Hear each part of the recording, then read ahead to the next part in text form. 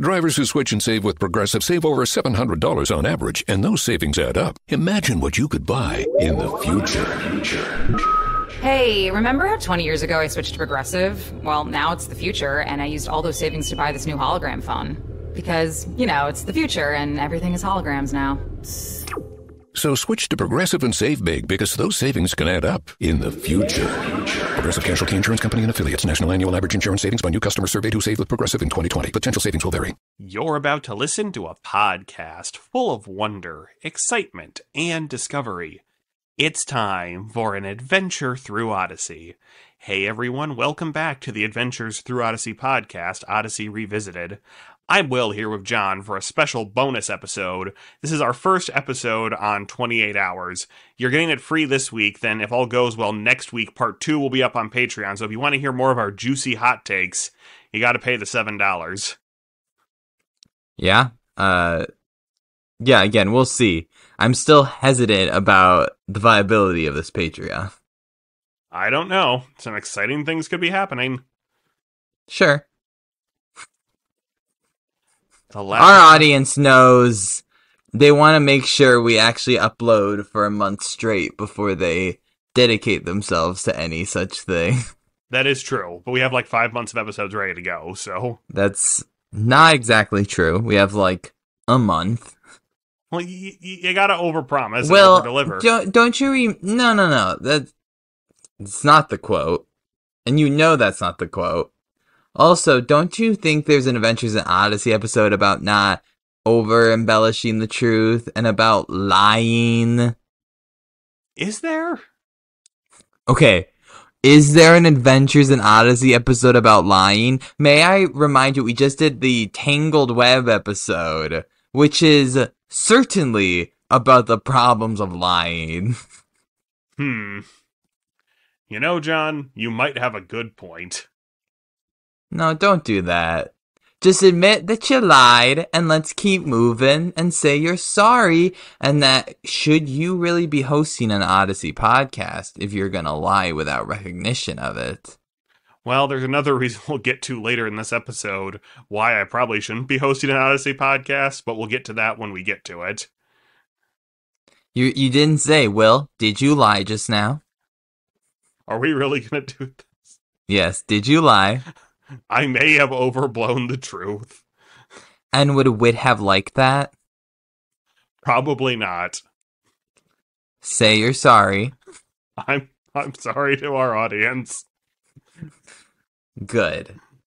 Now see, audience, this is what we have to demand of Will. Transparency. Okay, let's move on. Thanks, I think. Anyway, so 28 Hours is the first album-long arc in quite a while, I think. Yeah, it seems like it's been a bit. I mean, I guess the last one with the Buck thing wasn't that long ago. Wasn't it beginning of this year, end of last year? Yeah, I'm saying album-long, so like a Ties That Bind or the Green Ring Conspiracy. I thought you said it's been a while since an album, and I'm like, I guess it feels a little bit, but I think it hasn't been that long. Well, I mean, sometimes with Odyssey, everything feels like it's taken too long.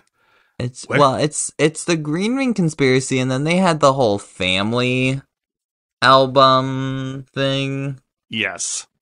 But that was relatively forgettable. I would agree. Green Ring Conspiracy, we've had issues with in the past, but like, at least memorable. Yes.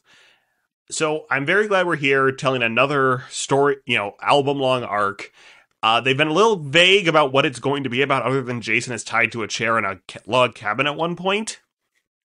With a masked figure. Yes. So I think we just dive in and take it from the top. I guess. Spoilers. Yeah, spoiler. Big spoilers for something that happens at the end of this episode. But we'll give you a warning and probably an ad break before we talk about it. So. No, no, spoilers from here on out. It's not that long of an episode. We're going to be talking about it for just about as long as this episode is. That's a good point. All right, we're back from the ad. Spoilers begin now.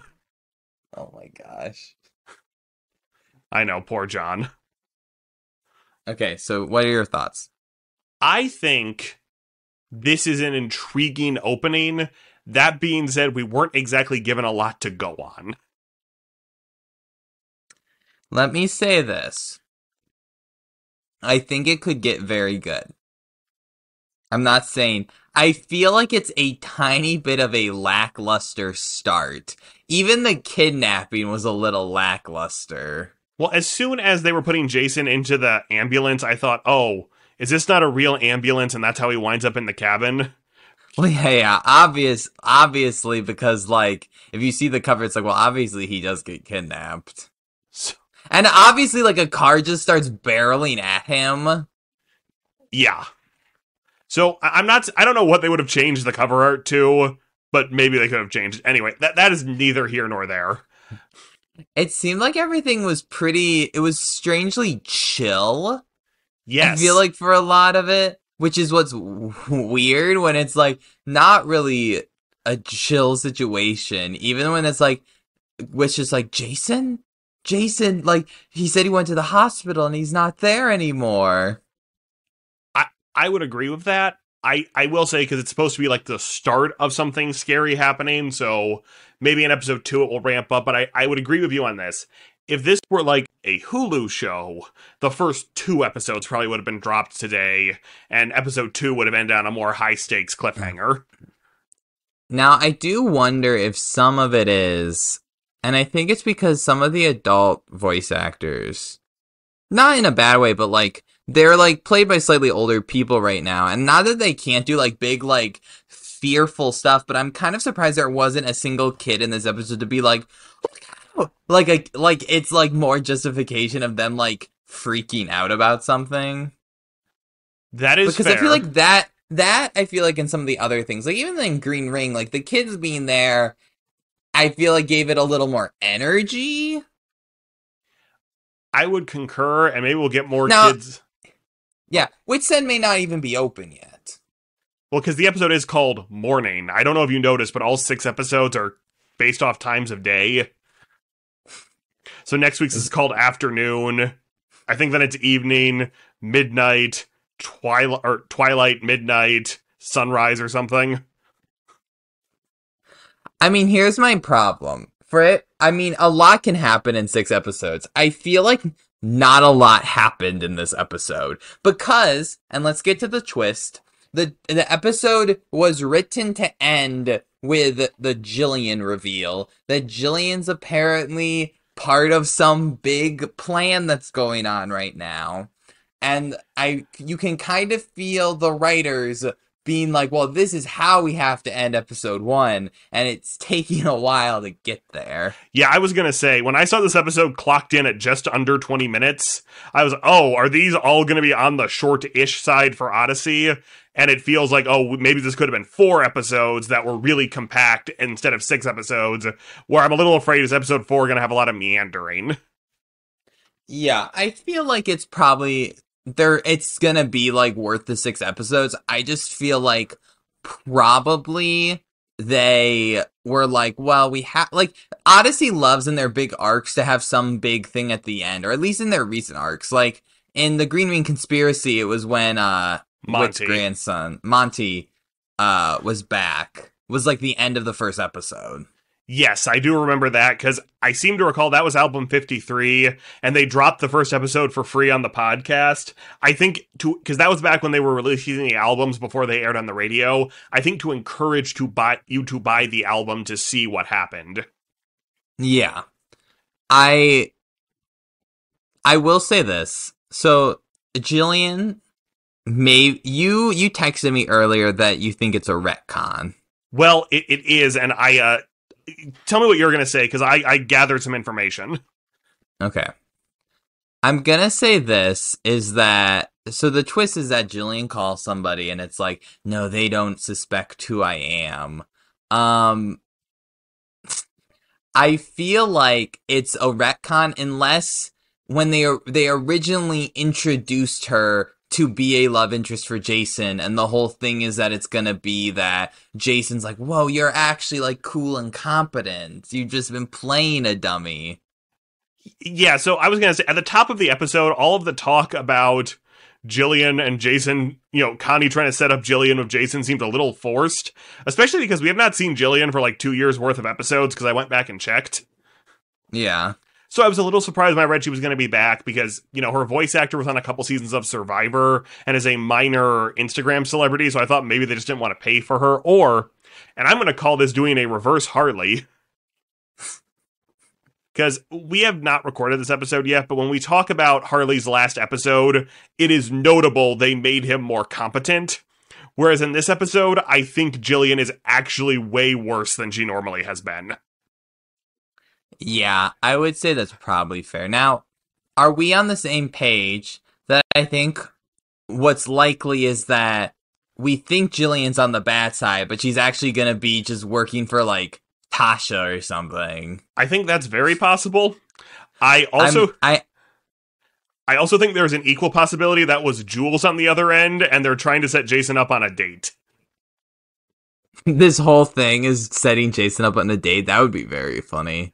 So here's the thing. I do not frequent the Adventures in Odyssey blog posts or forums or the Adventure Club message boards that we talk about in next week's episode. So I reached out to a few Adventures in Odyssey Instagram and Twitter accounts to see what the general vibe is on Jillian. Reach out? I feel like Will just read comments. No, I actually did DM a few of them. What does this say about lying, buddy? Do you want me to send you a picture? Sure. Here's what will happen, folks. If I don't come back and complain, this means Will possibly reached out or I forgot. If an edit's put in of me saying, Will lie to y'all, you'll know it was a lie. Okay, I believe. Let's keep recording. No, I gotta get my fries. I gotta get my fries out of the oven, Will. Okay, so I text it. Right now I will not say which account it is because I did not get their permission to say their name. If they would like their name said, I'll shout them out next week on the show. And I just basically asked, what is the general read on Jillian? Because one thing I had noticed in several comments on the episode was, don't we all feel better after that ending and like Jillian's mistreatment or something? So, what I got, and this is me paraphrasing, the children in the comments of the episode seem to love Jillian, which I kind of get. She's a goofier, cartoony character. But a lot of the adults on the boards don't like her. So I guess over the last 2 years, there's been this running joke amongst the fans that Jillian is a secret agent. And that's why she's acting so dumb. And to the point where someone actually asked Marshall Younger about it. John, can you hear me? Yes, I can hear you. I'm sorry, everyone. I heard Will the entire time. I'm still engaged with y'all. My fries were burning. I'll give you a second. This is the type of content the audience wants. Is it? No. So, it's been things like that episode where Jillian basically broke the law and realized, I can have a thing outside of Jason's shop as long as I'm off the ground, which feels like a Kids Bro ending. Not that Jillian was acting childish, but you could see that being like an ending in an episode of Recess where, hey, this is a rule of the playground that doesn't actually matter, but we found a way to circumvent it. Yeah. Whereas this is like a law, and I'm pretty sure So... And I don't know if that's where the theory came from, like, Jillian would have to be smart enough to have known that, so that's how she's a secret. The point is, this is definitely a retcon, and the writers are now pulling what I like to call a reverse Harley, and making her this integral part to the story,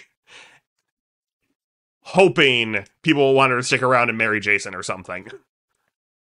I'm still confused why they can't do the Connie Jason. Either they don't want Connie to get married, Jeff Lewis is coming back, or that's how this is actually going to end. I was for Connie and Jeff Lewis. I like that ship, but he's disappeared! I agree. They bring back the perfect character in a lot of ways for Connie to marry and get with, and he just vanishes. If it's the voice actor, you can get a new voice actor. That's a good point. I'm glad they got the original voice actor back, but I am not that invested in it having to be that guy. I'd rather have him. I'd rather have Connie. I'd rather Connie get married than Jason get married. I kind of agree with that. So, this is what I'm going to say about the Jillian reveal. It could be a lot of things. One, taken at face value, it is the biggest retcon in the history of Adventures in Odyssey. Okay. That's pretty bold statement. I mean, let's really think about it. Like, what has been a bigger surprise, especially because I cannot imagine the writers envisioned this when Jillian first showed up. The biggest retcon in Odyssey? I mean, like, it's what you mean by retcon. I feel like it's too early. Like, I feel like we can say it's the biggest retcon if at the end of this we definitely feel like it connects to nothing that's already happened. Right, and this is where I was going with that. If it is, I think it is equally as possible the writers are faking everybody out. See, I think she's actually part of something. I think the fake out's gonna be she's actually working for the good guys. I think that's possible. Like, I think it's something the government wants eyes on Jason for some reason. I agree with that. Like, they think Jason knows something. Right, well, because remember, at the end of that Maury episode, Tasha told Whit not to tell Jason she was here. And, like, why would Tasha be? Oh, Tasha was the secretary. Anyway. I'm just saying, face value, gigantic retcon. I also think, because apparently this was such a prevalent fan theory, everybody knew about it. I just don't spend... This is why I'm a bad Odyssey podcast host. I don't spend my time on the boards reading that stuff. I didn't... As I said, if you haven't heard it already, I didn't even know there were Odyssey boards. Yeah, well, this is like Reddit and not Focus affiliate stuff. And like, I listen to other... Is there an Adventures in Odyssey Reddit page? Yes. Or is this like... I thought these are the forums. Hold on a second. Keep talking. I'm looking up the Reddit page. So like, I listen to the other podcasts that talk about Odyssey, and part of it is some of them are re-listen podcasts that have gotten nowhere close to Jillian, and I guess I either was not paying attention or just completely missed the boat on this Jillian theory is what I'm getting at. So I'm just saying, I think it is also very possible this is going to be a little bit of a fake out to the audience, like, wasn't that fun? In continuation of Will lying to me, the Reddit's basically dead. I said there was a Reddit page, I didn't say it was active. You knew, but you... I didn't go to the Reddit. Gotta go back. I didn't go to the Reddit page in my defense.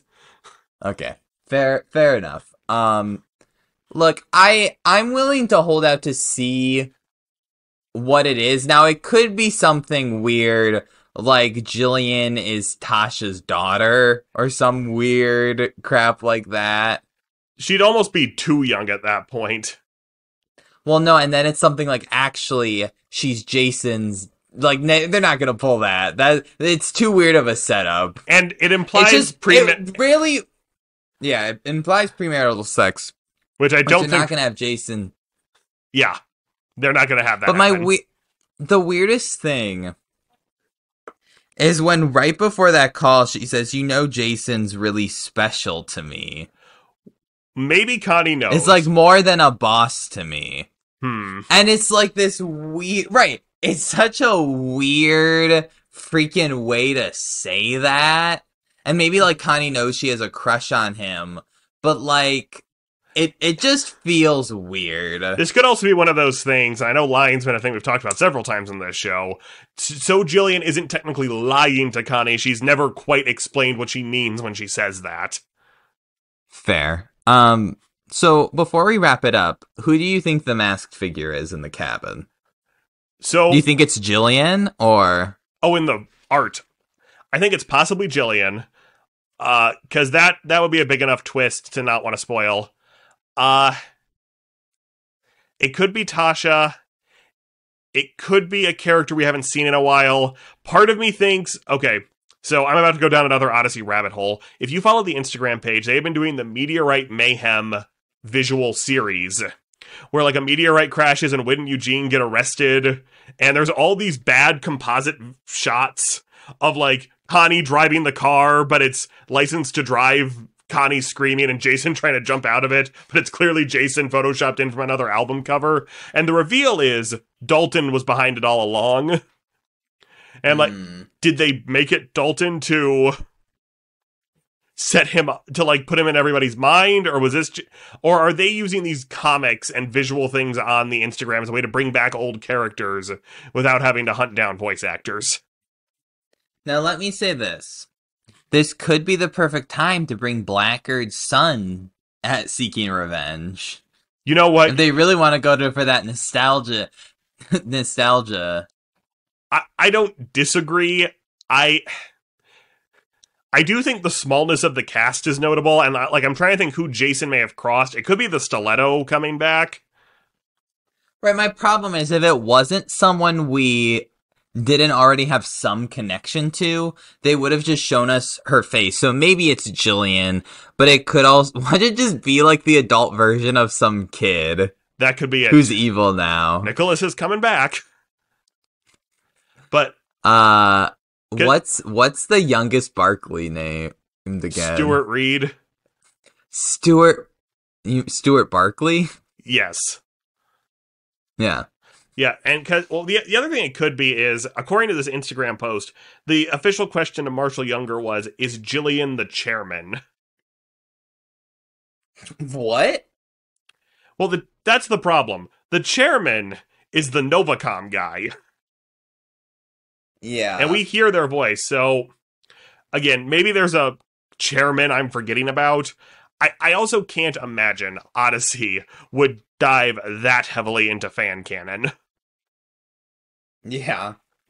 I mean, who knows? I think Odyssey really wants to appeal to the fan base, but I also, no offense, because I think that's who watches this podcast. I don't know if the majority of the people who are like subscribing are on the forums. That is very possible. I'd be curious to know how much of the Odyssey people who are subscribing and like paying for Odyssey like content right now is like fans like us that are hardcore who will listen to every episode, are interested in the stories and the fan theories and everything, and the people even more obsessed than us, or is it parents with children? I have to assume there's a good amount of parents with children. And I'm just I'm curious at the stats. I'm curious at the numbers. Well, and that's actually something Odyssey Geek on Twitter, who's a great resource, posted, make sure you don't spoil 28 hours for people who don't have the club. And I would truly like to know, are there Odyssey fans at this point who don't have the club who care? And I realize we can't ask the question at the end of the podcast where we spoiled everything, because if you don't have the Adventure Club, hopefully you didn't listen to this. Yeah. That's very fair. I mean, I'm sure there are fans. Then the question is how many, I was about to say, how many fans are there that don't just listen to it illegally? But I don't know if there's actually an illegal bank where you can listen to Odyssey episodes for free. There is. I can confirm that. Okay, well. Because I was trying to find some I'm episodes sure, that got released. Not that I think it's bad. I'm sure it's not cheap. How much is it for a monthly subscription? $10. Yeah, that's more than my Crunchyroll subscription. For $8, I think that's how much I pay for it. I can watch an entire library of anime, or I could listen to Adventures in Odyssey, both which are very good.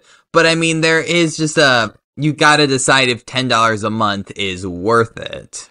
I agree with that, and that the optics of the club can be something we discuss, which that's actually one other thing I'd like to say before I say my final notes. They just announced on Instagram that part 2 is only going to be on the new club, which launches on Monday, so you have to switch over your account or something. This is just a PSA for anybody. But I also wonder, does that mean part 2 is launching on Monday, or is the club launching on Monday, and then part 2 launches on Thursday as normal? So why aren't they just updating the current accounts? I think they are. You just have to go in and do something. It's really weird. Oh, okay. I'll be doing that to our account, John, so don't worry. Great. I know you were so concerned about being able to listen to part 2. I was sweating bullets, Will. Yeah. Okay. I think we've talked long enough. Yeah, so I just want to talk about the 2 Poll House scenes really quick, because I think there's 2 important clues in them. One, I kind of wonder if Poll House's blind date's going to be anything. Sure. At first, I thought the blind date was going to be Jillian, but Maybe that's who the blind date was. That it was Jillian, because she said she was super young. Well, yeah, but then they see each other again in the episode. Which... Don't question my logic. Which leads to clue number 2, the extra large green sweater. So first I thought someone was framing Connie. But then we find out it's from Channel 10 News, which apparently someone at Channel 10 News and Full House don't get along. I don't know if that's something from a previous episode I'm forgetting, or it's just them saying we're going to tell you later. Is it gonna be... If you couldn't hear John, he just postulated if it's going to be Ted Humphries. I think that's very possible. I know we certainly liked him on this podcast. So we'll see. I think he definitely, because that's his news channel, he'll definitely be there, even if it's just like, who owns this sweater? And Ted will be like, whoa, well, this probably belongs to this person. That's true. I think the other one is the Mrs. Calhoun's a weatherwoman for that channel, so... Maybe, I mean, wait, Mrs. Calhoun is married, correct? Yes. Yeah, I was gonna be like, maybe Mrs. Calhoun and, Jason? He went out. Well, no. Oh, Full House. I wondered if that was like a blind date. Oh, that's possible. Yeah. I don't think, it's not possible, because she's married. I'm just saying. You're right. I'm sorry. So... Anyway, I also just want to say, as an electric car driver, I took Full House's comment very personally. I know, I feel like they were like, let's make him, like, about the good old... Like, it was such a weirdly written scene where he's complaining about stuff. Especially because this month's club episode, like, really turns Full House into one of the best adult characters on the show. Yeah. So, okay. We are actually going to wrap it up. So, I guess I'm kind of glad there aren't, like, little clues hidden that we have to chew over all week, but I do feel like just right now we're sitting with, well, where do we go with the Jillian thing, and where is Jason? Anyway, we'll see you next week for part 2, Afternoon, where we'll find out if this Jillian thing is legit, or it's going to be a rug pull-out. I just hope Maury isn't involved. We'll see. They did maybe it's Wit's granddaughter now. Oh, that's possible. And we have officially talked about the episode longer than the actual episode. Right. That's why I said 3 minutes ago, let's wrap it up. We've talked enough. You're right. Anyway, the next couple episodes should be shorter because we don't have to do so much setup. I'm Will. I'm John. We'll see you next time. You're about to listen to a podcast full of wonder, excitement, and discovery. It's time for an adventure through Odyssey. Hey everyone, welcome back to the Adventures Through Odyssey podcast, Odyssey Revisited. I'm Will here with John, and after some difficulties with the club, we're here to talk about episode 2 of 28 Hours, Afternoon. Now, let me say this. I don't hate the new look of the club. I do think it was complicated because I didn't get an automatic update notification. So I had to go look it up on the App Store. Actually, and we'll talk about this in our month in review, I think the new club is truly a great design, because I think the original design was trash. Like, it felt like something they just made in, Squarespace? Mm-hmm. The one we just had was decent. I feel like this one's the most laid out. If I have one complaint that I'll talk about now, on the characters page, half of the characters are brand new designs, and the other half are very poorly cutouts from other albums. Yeah. Yeah, well, but we'll talk more about that later. Right. I'm saying we get brand new Marvin and Tamika art, but we have to use old Edwin Blackard from album 39. Well, you know, if they made new Blackard art, everyone would be like, he's coming back! You clearly have not read this week's comic. I did see he was in it. Yes, I'll get ready. Your vision of Shakespeare is going to be shattered. And it is Edwin, not Regis, so... Okay. Because I know that's what you're looking forward to. Anyway. No, but we like the new club. I tried to get in right at noon to listen to it. It kind of sounded like some people were able to hear the episode before the club dropped, but I don't know if people were just joking around on the Instagram, but I didn't want to have to deal with trying to find it. But anyway, part 2 is out. I don't know if part 3 comes out Thursday as planned, or it's kind of delayed a week. We're going to find out. But anyway, part 2, it was good. Yes, it was better than the first part. Overall, yes. I'm glad. I'll say this. I'm glad they didn't keep the Jillian thing hanging. I mean, we still don't know if we can trust her. I mean, sure. That is very possible, especially emphasized by Chris at the end of the episode being like, who can we trust? I'm like, I thought we could pretty much trust Jillian based upon that episode, but maybe you're telling me we can't. Or Skye Feldstein, who we should have all known was Whole House's blind date. Should we have? Well, after he got a little uncomfortable about the TV station, but anyway. Mm-hmm. I also always forget Detective Pulaski is supposed to be significantly older than a good chunk of the adults on the show. Yeah, he's supposed to be a seasoned veteran. This is of true. The police force. I don't think there's been anything to say he was an actual veteran, so people don't email us. Thank you. So one thing you said but last week... now look, there's actually watch there be evidence that he is, and now we get emailed that. I know. So one thing you said last week, John, that I do agree with, is the episode felt a little meandering because the writers knew they had to end it with the Jillian reveal. Mm-hmm. See, if it were up to me, I would have maybe trimmed some fat from the episode, made it closer to 24 minutes, and had Jillian breaking Jason out of the cabin be the twist. So she comes in, says something, Jillian, dun dun, dun dun dun dun. Well, I completely agree. That's what I wanted to talk about that I thought that would have been a much more interesting, especially, I mean, it could come in later that, like, she's double crossing people, and that's what that call was about, but that call makes, like, no sense in terms of everything. And let me say this, if you wanted to push some stuff, because really very little has happened in terms of, like, the break-in, which I actually think will be relevant. Absolutely. But you could have had it just starting with Jason, like, being kidnapped, some stuff with Wit's End, or some stuff with the then it ends with Jillian breaking in, and then finding out some more of those specific facts in episode 2, along with some of this other stuff, could have worked a little better in terms of the narrative. Like, I would have been fine to be like, oh, no one, like, Jason's missing, and then they go investigate the antique shop and find the break-in. I actually think that would have been a lot better. And moving on to the Jason Jillian in the van scene, I don't know why Jason pegs Jillian for lying when he was also a secret agent, so he knows that's part of the gig. Mm-hmm. I guess I'm floating between, I cannot believe they basically have Jillian be the most competent secret agent possible after having her play such a goof. No. She tripped over a pot and broke a vase.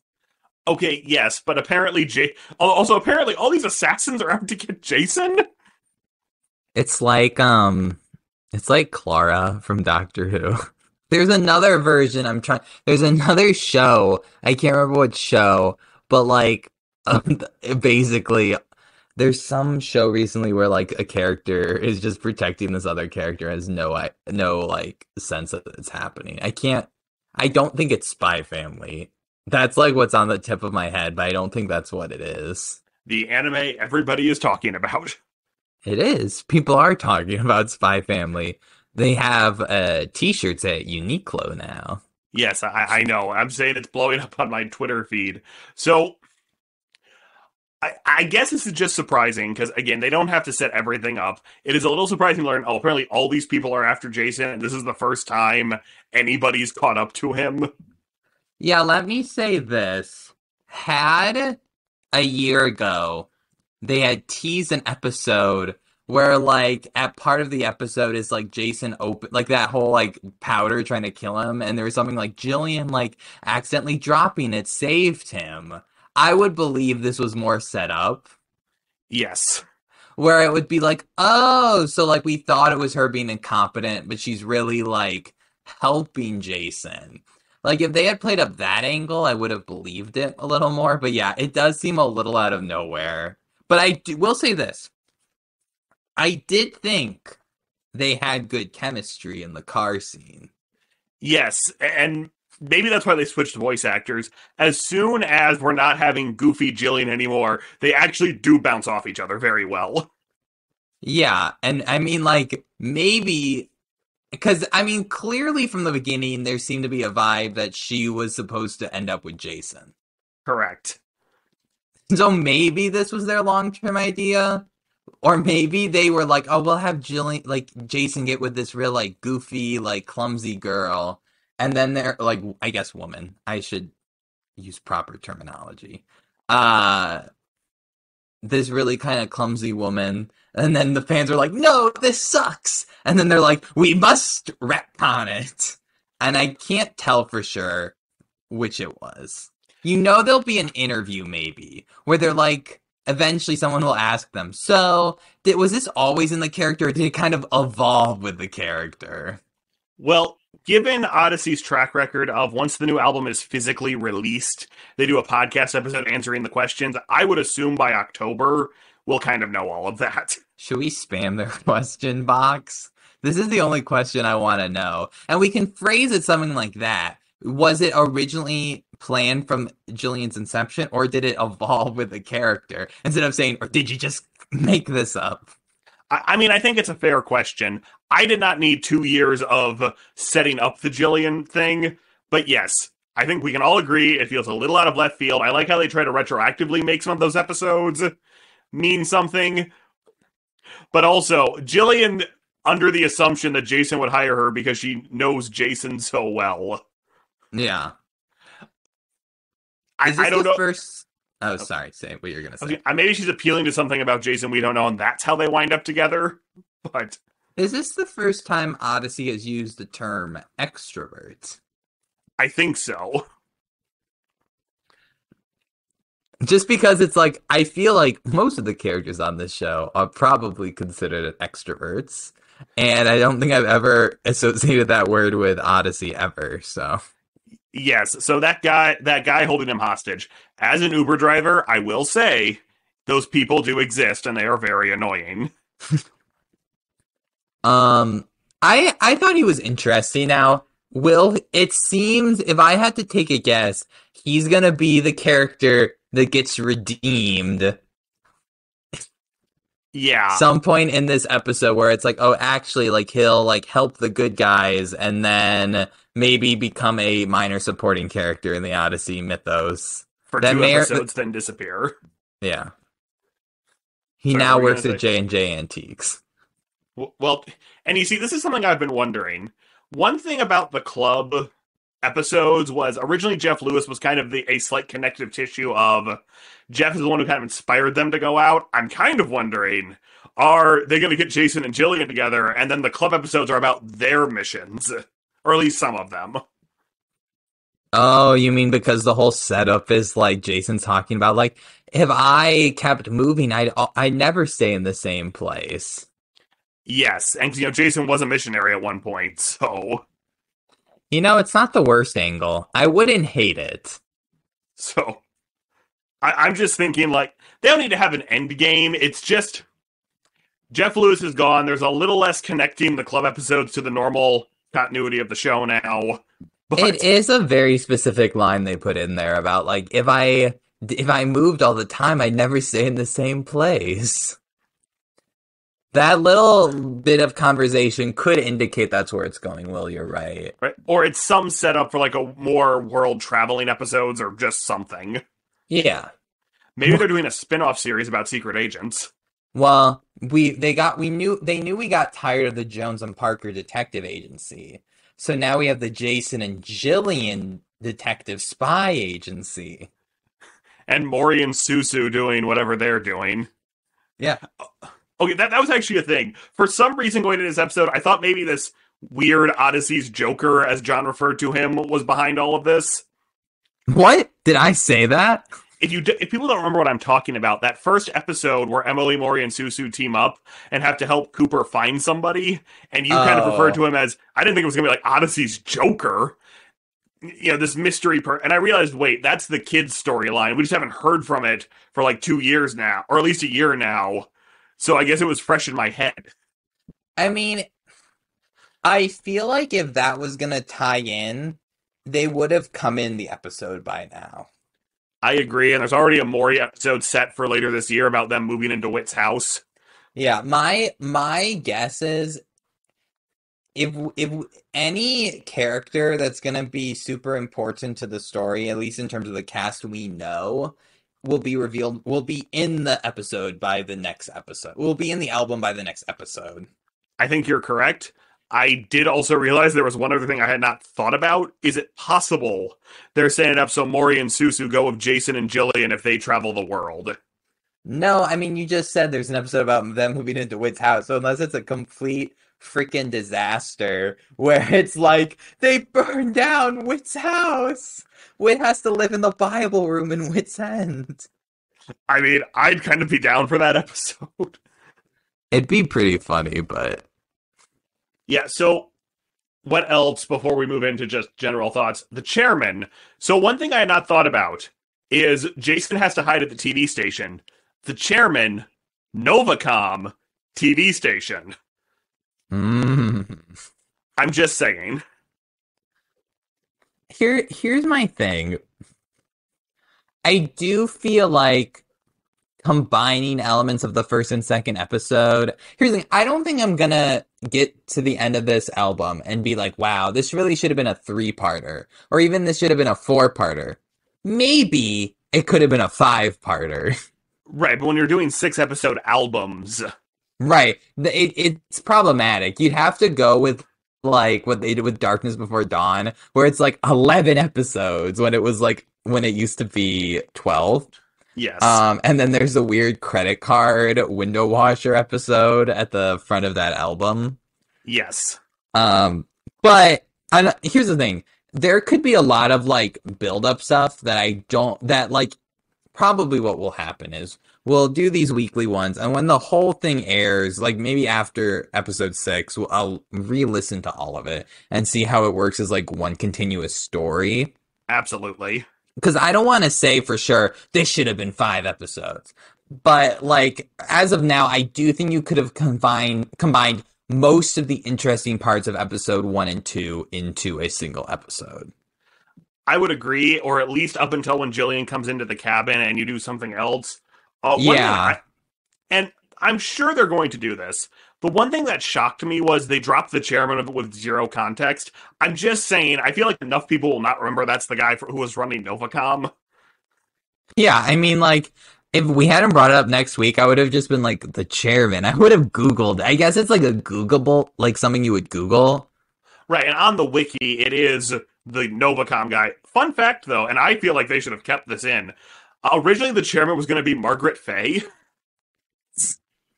Which, I don't know if that would have worked, but it would have been kind of fun. Or at least different. Yeah, I feel like... Man, I mean... It's what intrigues me most, and this is what my thing was. I needed to hook this episode, and it did set. Now it's super cheesy, but then be like, this next 24 hours will be like a 24 hours the world will soon not forget. Yes. So yes. we got worldwide stakes like with Novacom. Correct, and apparently this is the one thing though. We make jokes all the time about why do people try to take over the world from Odyssey at this point? Specifically, why is the chairman doing it?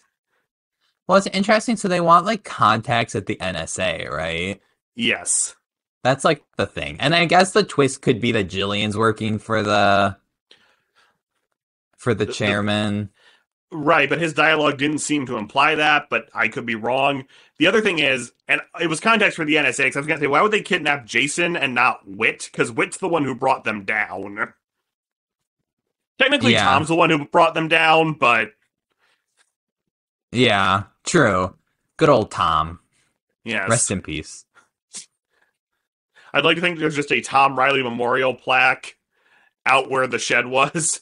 Here is where Tom Riley saved the world. Yeah. Anyway, but seriously though, something I really like about the new club is it's easier to navigate, and something on the Adventure Club episodes are these little web quests they have you do. So there's a little video with Bob and Jesse every month and some fun activities. Maybe what they should do for some of these Odyssey episodes where they bring back old characters is like have a little context sheet. Yeah, that would be helpful. Or at least on the episode, like, here are some fun activities to go with the new episode, or who was that character at the end? Listen to these episodes to find out. Yeah. Well, it's especially funny that they don't even, like, talk, like, like, Chris doesn't even at the end go, like, whoa, the chairman's back. Like, to clue everyone in and, like, oh, this is someone we should remember. Even though it's, like, she talked right after his reveal. So maybe it's a different chairman, because again, apparently Jillian is the chairman was a joke for a while. Yeah. Which, we're going to get to that in a second. So, the person who gave me all that information did mention in the comment of the podcast that all of that stuff was just kind of a joke going around the fandom, and I agree with that. But if Odyssey intends to make it canon, we sort of treat it like it's serious. That was kind of the point. Yeah, which I doubt. I doubt that's going to be canon. I don't think Jillian's... Obviously, how can Jillian be the chairman if she and Jason are together while the chairman's talking? It's a decoy chairman. Oh my gosh. No, so... I will be curious to see where this goes. There's a whole thing about fan canon versus canon that we can get into at another time. Yeah, let's wait for that discussion until the end of the album when we see if that's actually what happens. But this is starting to kind of feel, because I read a lot of these theories online, just so I knew what everyone was talking about, like an alternate reality episode. I wouldn't say that. No, well, like, if the episode ends with the Room of Consequence lights coming up, that would not surprise me at this point. Or Jason coming out of the Imagination Station. It would surprise me for a 6-episode... For a 2-parter, sure. A 6-parter? Nah, they're not gonna do that.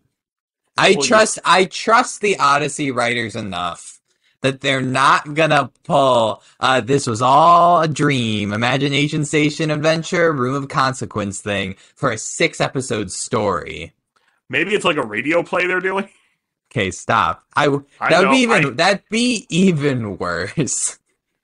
I agree, and I don't think that's what they're gonna do.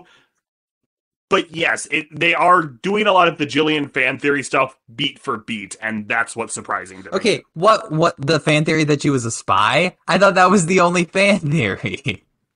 Well, yes. They did that one story beat for beat. Okay. Well, then they brought the chairman back, and they did mention things like maybe Jillian bumbling around town was scoping out things to help Jason. Maybe. I mean, I would say the thing with the chairman, like them referencing the chairman, is Odyssey doesn't really have that many classic villains that you could, like, bring back. Yeah. Like, that's part of the issue. And so, I think of Odyssey probably should be trying to develop, like, more antagonists, because people love Blackguard, people loved Novacom, and so, I mean, that's kind of what they were doing with Mori, and I can't tell if that was always their vision, or, we've talked about the whole Mori thing before, but they need, like, more overarching antagonists, and the truth is, the chairman really is it, unless you bring back, like, Glossman or something. I'm a little surprised they haven't brought back Glossman, because that would have felt like a slam dunk after the 2016 election. Well, I know why they didn't. I don't think Odyssey wants to touch politics too much in terms of like politics like that, and I'm sure that's part of it, because I would not have, like, not in any sort of bad way, but given like his stance on the environment and being like, we shouldn't have like it's weird because Glossman at one point had like is like just like they're like, what is like the anti-Christian political, except like it's weird because like stuff with like, well, no, I guess they did make the environmental protection agency people the villains in that Tom Riley episode. So I don't know, but I don't think they want to go into that. I would agree, but you are right. There's not like a rotation of villains, and to be clear, they can make up a new villain. Yeah, and please. It'd be fine. I'm not expecting every surprise reveal to be a character. Well, surprise reveal, maybe. I'm not expecting every reveal to be a character we have seen before. Yeah, I'm fine with like a new villain, but I think if they were gonna do a new villain, they would be set up pretty early in like they would make it like clear or like tease them earlier or have them be kind of front and center. Yes, and actually, to some extent, I feel like saying Jason has all these people hunting him is sort of Odyssey's backdoor way of rolling out villains later. Maybe. I mean, I think they could introduce a villain here. Like, the other thing is, it's possible the talking guy, they have plans for him, like, taking over for the chairman or something, and he'll be like, I'm not just being manipulated by you anymore. I've manipulated you! And, like, does some weird thing at the end. Well, that could work. Now, we should wrap up soon, but do you think the world thing is just going to be some Novacom rehash, or do you think it's going to be something different? Well, that's a good question.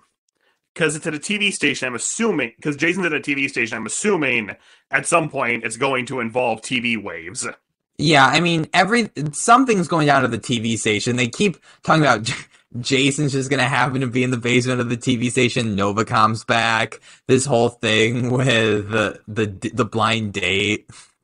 Yes. Now, since Novacom is back and it's a spy story, I have to ask, what are the odds we see Mitch?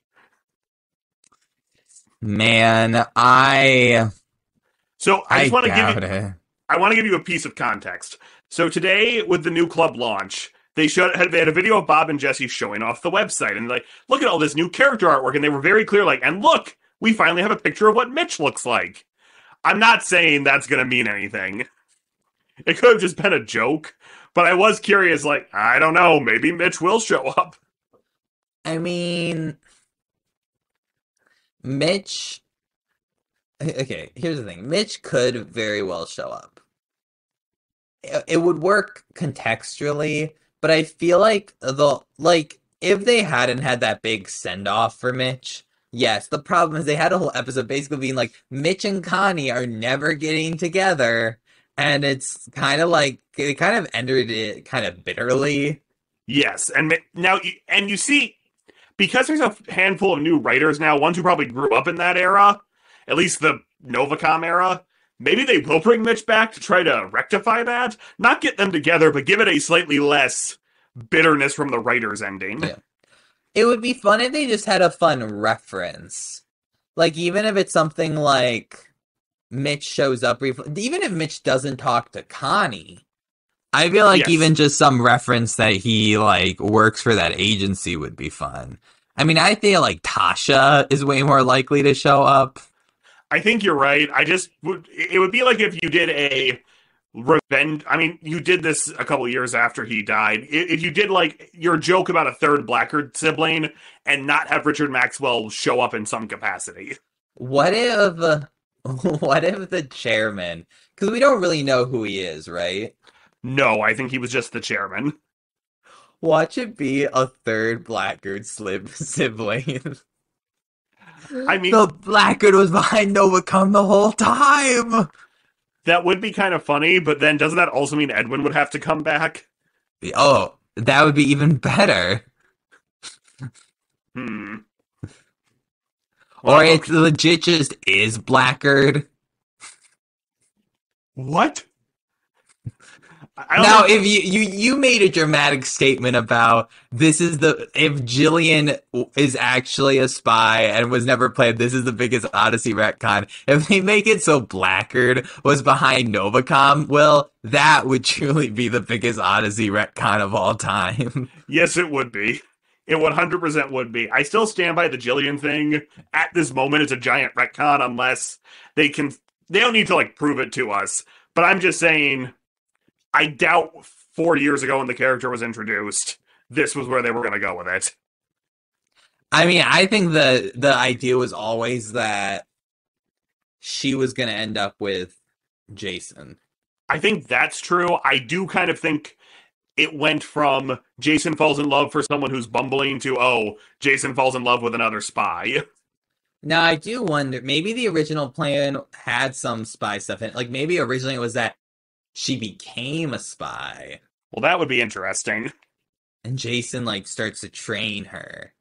I guess that I don't might know. work. I'm saying that, like, maybe they always had, like, some idea in mind that, like, I think the Jason Jillian pairing was always in the cards. Maybe they had, like, a different idea, a way to go, but they were scared by how the fans reacted.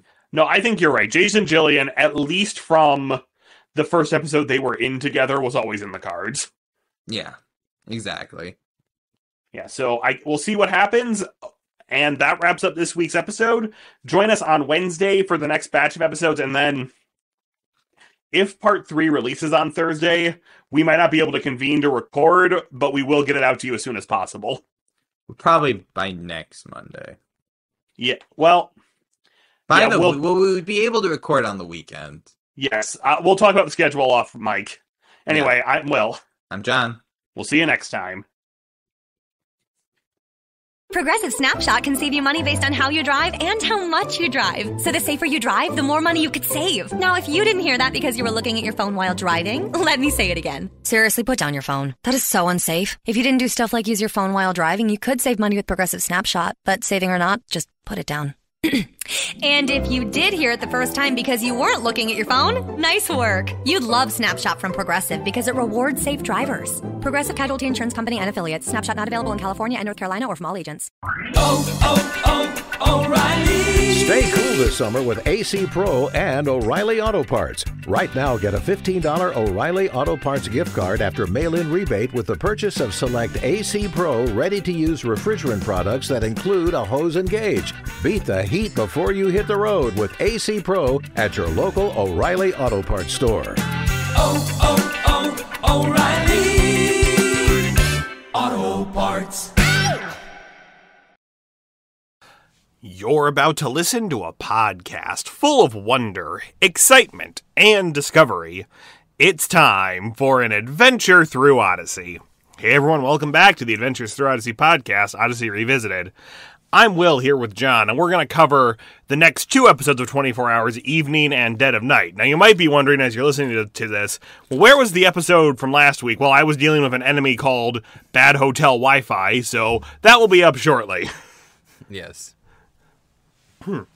So, yes, we did skip Evening as its own episode, partially because we didn't have a lot to say about it, also because we were on vacation and just didn't plan super well. So, I guess we'll take it from Evening.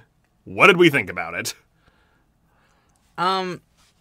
Good. I mean, I would say the episodes are on an overall upward trajectory. You know, this episode, Evening was definitely more of a setup episode. Yes, it felt like we needed to stop, put a few pawns in place. At least Connie gets involved early, and it's not going to be the 11th hour reveal that saves the day. Now, let me say this. It's with the whole time thing. One problematic thing with radio is you obviously can't see what's going on. Yes. And to be frank, I feel like most of these episodes have very little to do with the time of day they're at. Like, someone could tell me, oh, this is like the afternoon, and I wouldn't really know. I would agree.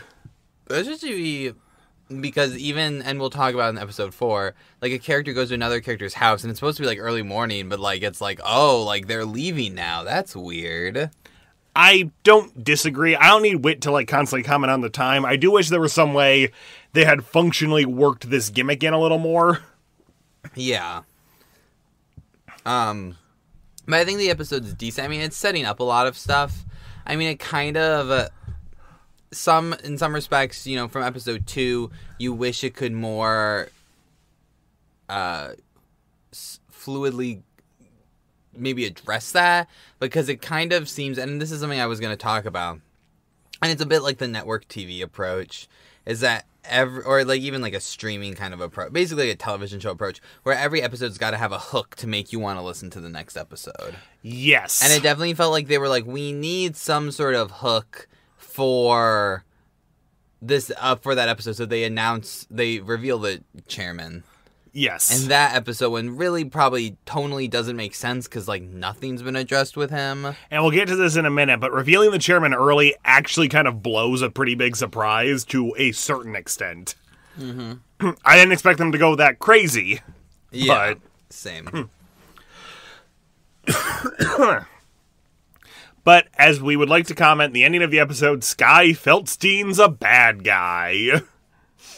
Yeah, I mean, sure. I mean, again, it's kind of weird because we don't know the context yet. True. We haven't seen her do anything villainous. So there could be some kind of redemption twist at this point. I don't disagree. But it's also kind of like, okay, so we know that she's like kind of running away, maybe? Yes. Is what it seems like.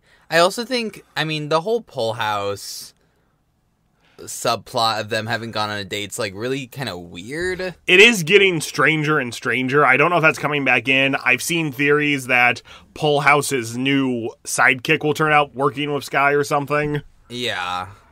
I mean, it's not... I have to see. It's kind of... How they've set it up, it could truly switch that she's not evil, and it was just like a cliffhanger, because she didn't even like indicate anything evil in like the... If we really wanted to believe that she was evil, I feel like they would have teased something in the next episode regarding it. Well, they did have $1 million transferred to her bank account. Mm-hmm. But you haven't seen anything personally with her. Like, you didn't even see like her to herself say something, as far as I can recall. If that's in there, I'm sorry, listeners. I should have listened carefully, but I don't think it was. Yes. I also love Connie is once again the last to know, even though they do at least involve her early. Connie usually knows pretty early. I mean, like, there's plenty of Odyssey characters in the chain that don't know. Well, right, but why would Jay know anything about this? The Jay joke was pretty funny in the episode. Yes, I agree. Honestly, if Jay Smouse turned out to be a secret agent, I'd kind of be down for that episode. I would be too. All right, Dead of Night, probably the one we all need to unpack a little bit. Let us start with a little bit about Jillian trying to arrest Jason. I would like to point out, she is just doing her job. Yeah, and I feel like even the show like addresses that. Like, they're like, we don't want you to dislike Jillian, but you got to be aware, like, yeah, this is like a thing that she probably does legally need to arrest him. Yes. So, but of course, we can't have Jason go rogue. That would be too exciting. Well, they don't want... I don't know, to do something rogue, it couldn't be a missile launch situation. Like, it would have to be something like he's going rogue for some greater purpose, which could have been which they could still do that as a storyline. Yes. You know, if everything goes well, but yeah. I would agree. I'm just going to go over a few other small points. I do kind of love Connie's own Jillian headcanon is that she grew up in the circus. That was a funny joke. I'm a little worried. Where's Jules?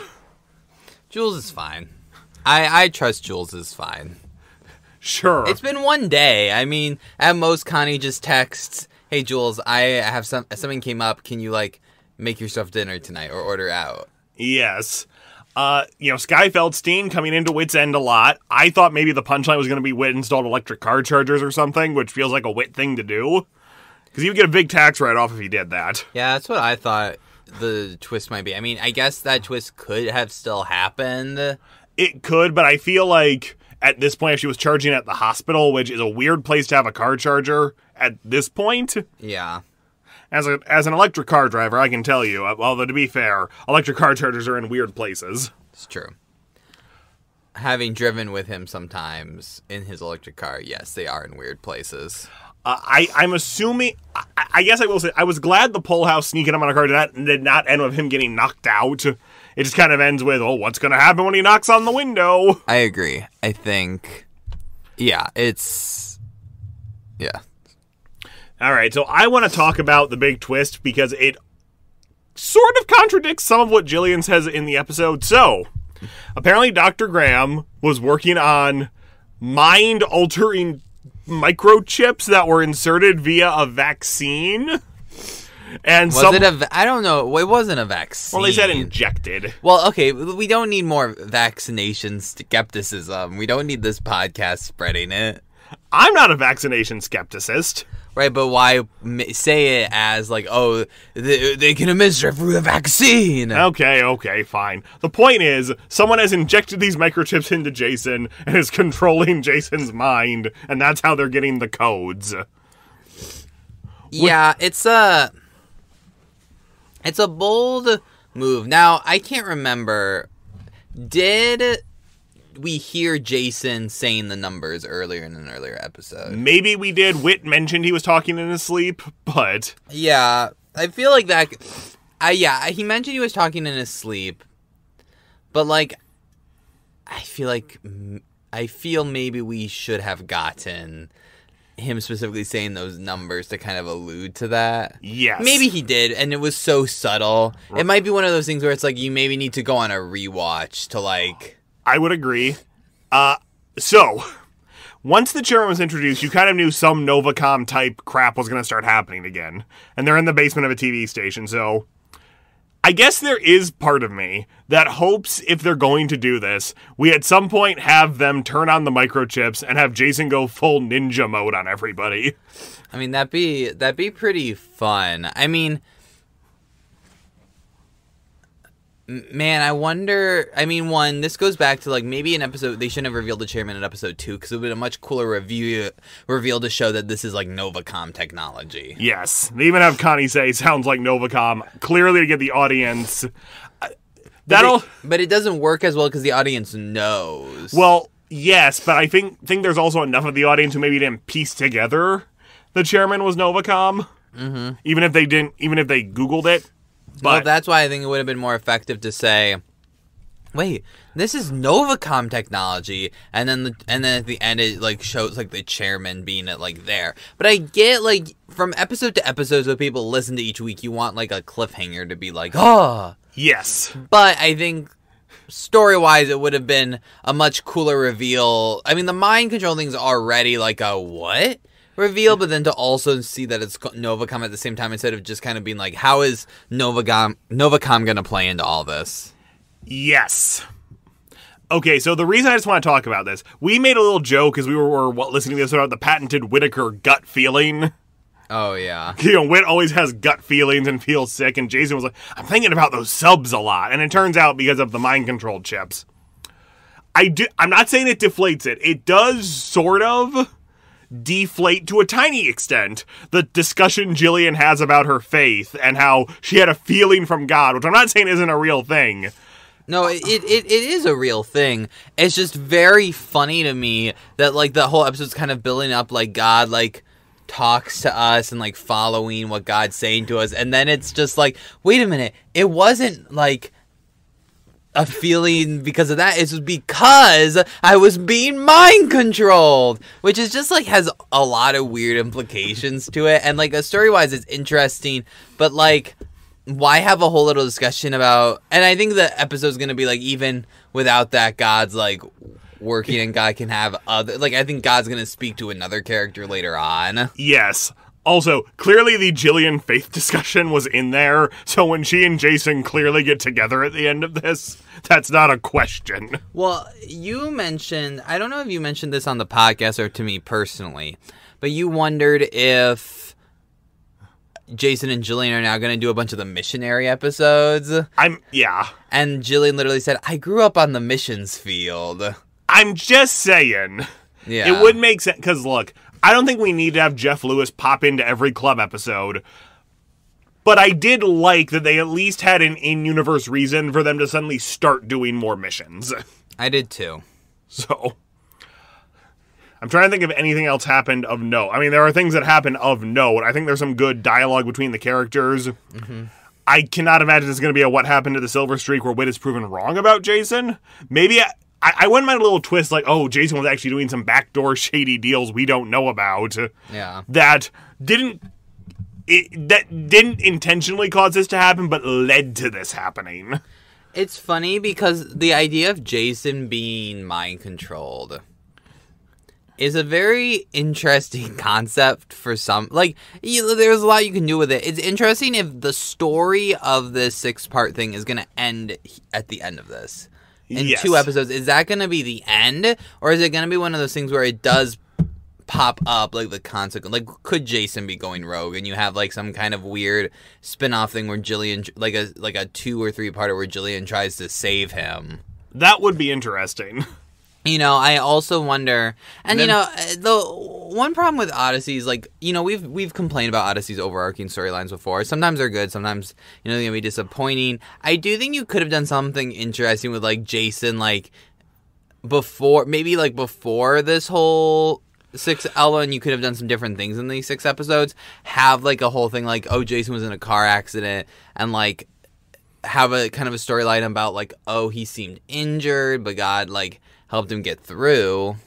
But then there's these weird things that happen with Jason, like, over, like, 2 or 3 albums, and then they had this.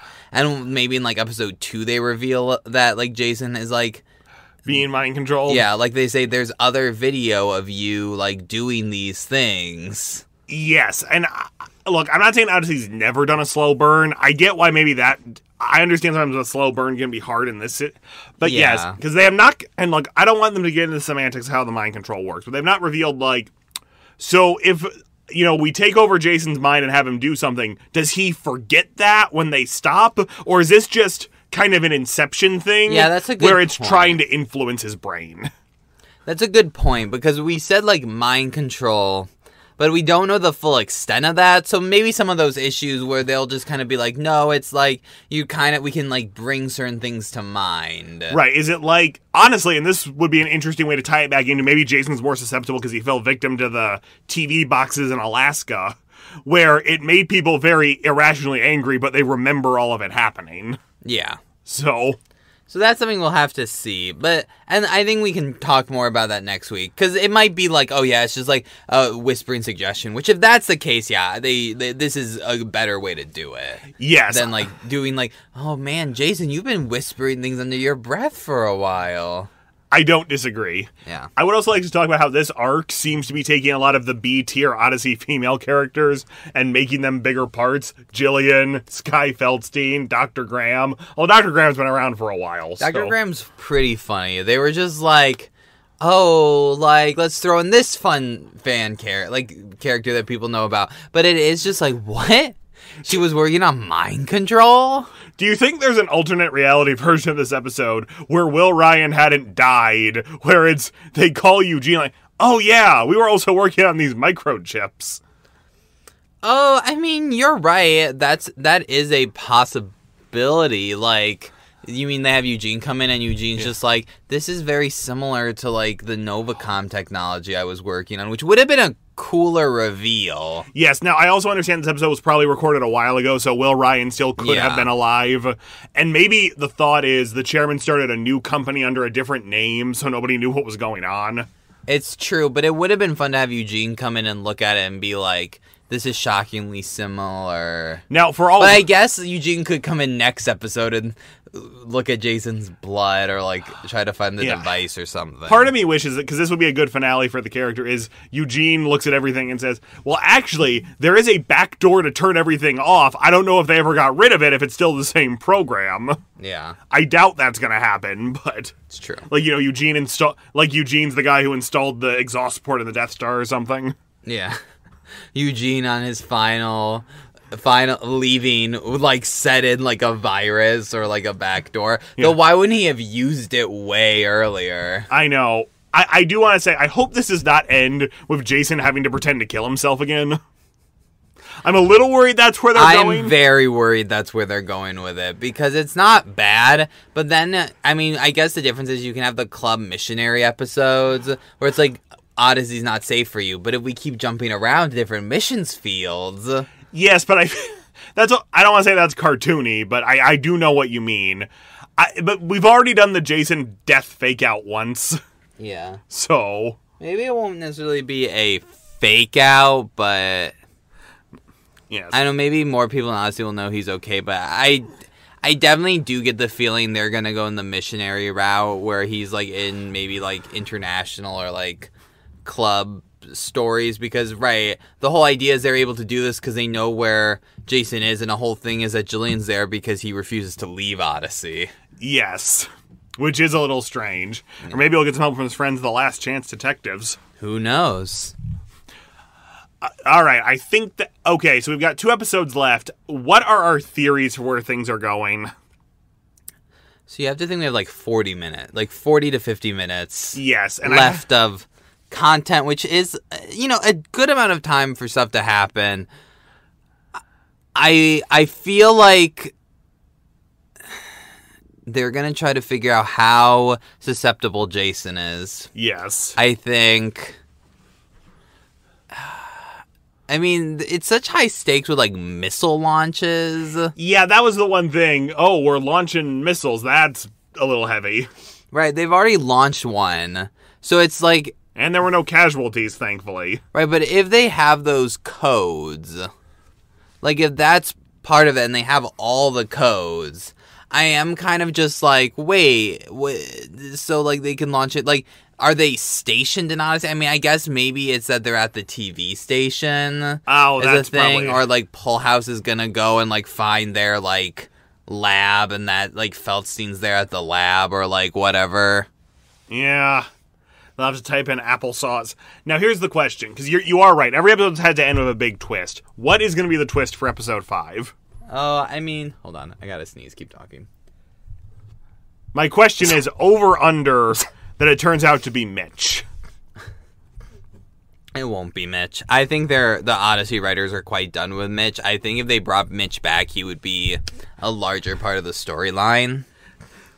I think probably it's just going to be the reveal of the chairman, or the reveal of something with Novacom, or like... Yeah. Or Novacom was the last wish of Dr. Blackguard. Or it's going to... Well, that would be a lot. The chairman is Blackguard. They've just turned Blackguard into the Kang the Conqueror of Adventures in Odyssey. He's everyone. But no, I do think that, I think it's just going to be maybe at most it's like Jason, like, attacks Jillian. Yes. From the mind control. I think it's going to be that, or the reveal of the chairman or something. Or like a fake out reveal about Jillian being evil. Then when the episode starts, oh no, that was not what it seemed. Yeah. I mean, the biggest problem is, it just depends if any threads from this storyline are going to continue. So are they going to, like, take out the chairman in episode 6? Or is the chairman now just, like, a reoccurring villain in Odyssey? Like, is he gonna foil the plan, and they don't actually, like, see the chairman, and the chairman's like, I'm gonna take out Odyssey, and becomes the new Blackguard. Well, that could work. I think an interesting thread for, like, the 2023 club episodes could be Jillian and Jason hunting down the chairman, but also having to do it in the guise of missions field work, which would be a little weird, but Odyssey's done that before. Yeah, so... It's hard for me to predict, because it really depends if they wrap it up. If they wrap it up, I think it's gonna be very fast-paced. Yes. If they don't wrap it up and the chairman's going to be like a recurring thing after this, I think they have a lot of places it can go. I would agree, because they have not announced much about the next album, other than there are definitely standalone episodes in it. So it's not going to be, the next album 75, I think it is going to be another 6-episode arc. I do kind of wonder if this is a big enough success. Will they start doing that, where here are 6 episodes about Maury and the gang? I kind of hope not, because I as much as I think this is fun and I enjoy this, yes, I do think it a little bit throws off other continuing storylines, because a lot of Odyssey now, and I do like this, I think sometimes, there's good and bads, but it's following a lot of character arcs, more so than the old show did. I was about to say, I agree this is a fun side story, but it does feel like, we're not really looking at what's going on with Maury, and it will have been almost a year and a half the next time we hear from them. What's going on with Buck and Jules? What's going on with Wooten and Penny? Yeah. And it's like all that, I enjoyed this story-based thing a lot. Like, I really enjoyed Novacom. I really enjoyed the Blackguard stuff. But then they have a lot of things where it's more like these character arcs and where are these characters going. Yes. And it's that you need a balance. So as much as I want more and enjoy the long-term stories, even sometimes they end... disappointingly. Yeah, disappointingly. I do think you kind of got to balance it out. Yes, so we've got 2 episodes left, and we'll see where this goes. For all we know, Maury's involved somehow. But anyway, next week we will do episode 5, which I believe is called Dawn, and then episode 6 is called New Day. So, I'm Will. I'm John. We'll see you next time. Look, my day job as a firefighter is tough, but my night job as a social media manager, my Persian cat Jinxie, that's intense. It's 8 p.m., I've finally gotten home from another 24-hour shift, and I just want to kick back with a cold one, but old Jinxie knocks my beer right off the counter and gives me that look that says, no drinking on the clock. But Heineken 00 keeps us both happy. Zero alcohol, but just as refreshing. So I get my drink, and I can still work on Jinxie's new line of merch. Heineken 00, 0.0% alcohol. Now you can. Must be 21 plus to purchase. Enjoy responsibly. You're about to listen to a podcast full of wonder, excitement, and discovery. It's time for an adventure through Odyssey. Hey everyone, welcome back to the Adventures Through Odyssey podcast, Odyssey Revisited.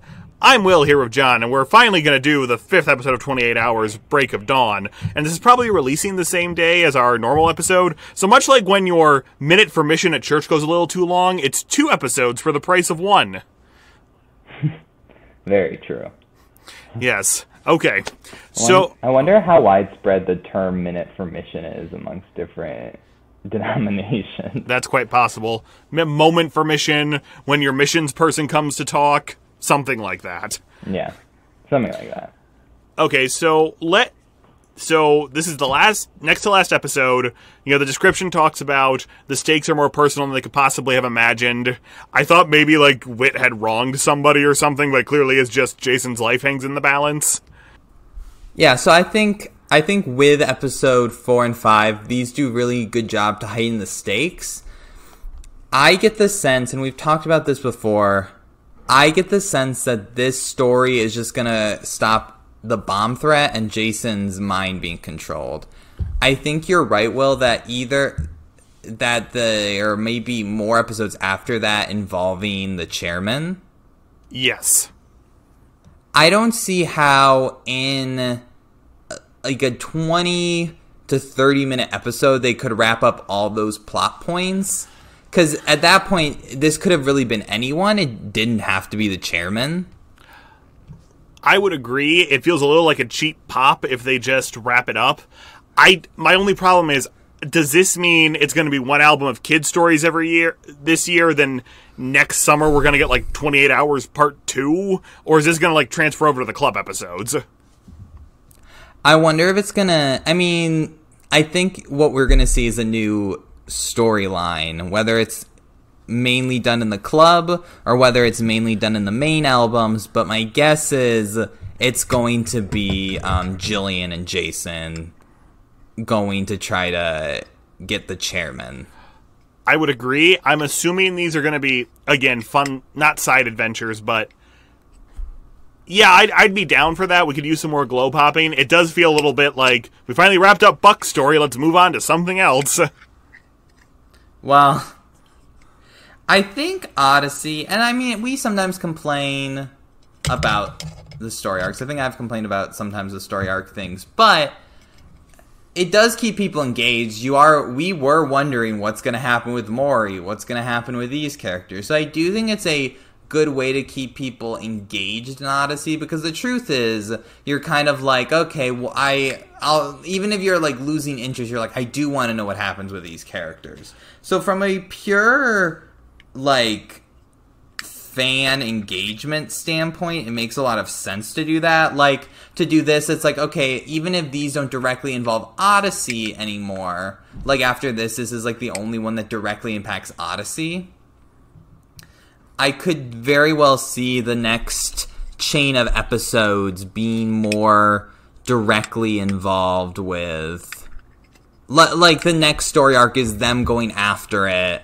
and, like, you know, they can meet different people along the way, maybe even, like, Jason's grandson, who I always forget his name, even though we just did Monty. an episode about him, Monty coming back for, like, a 2-parter in there, or, like, even, like, Tasha, maybe, except is Tasha in jail? I don't think so. No, she's not in jail. No, she was just in it. I always mix up Tasha and the woman from the deaf girl episode, blind girl episode, who then apparently tried to steal the model of the Statue of Liberty. Oh, right. Okay. I always get those two confused in my head. Let me say this. If they were gonna, I'm under the impression, given this, that if they were gonna wrap it up, they would have had more.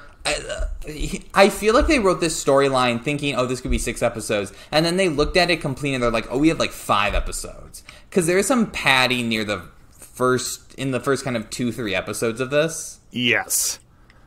Not horrible padding, but like a little bit of padding.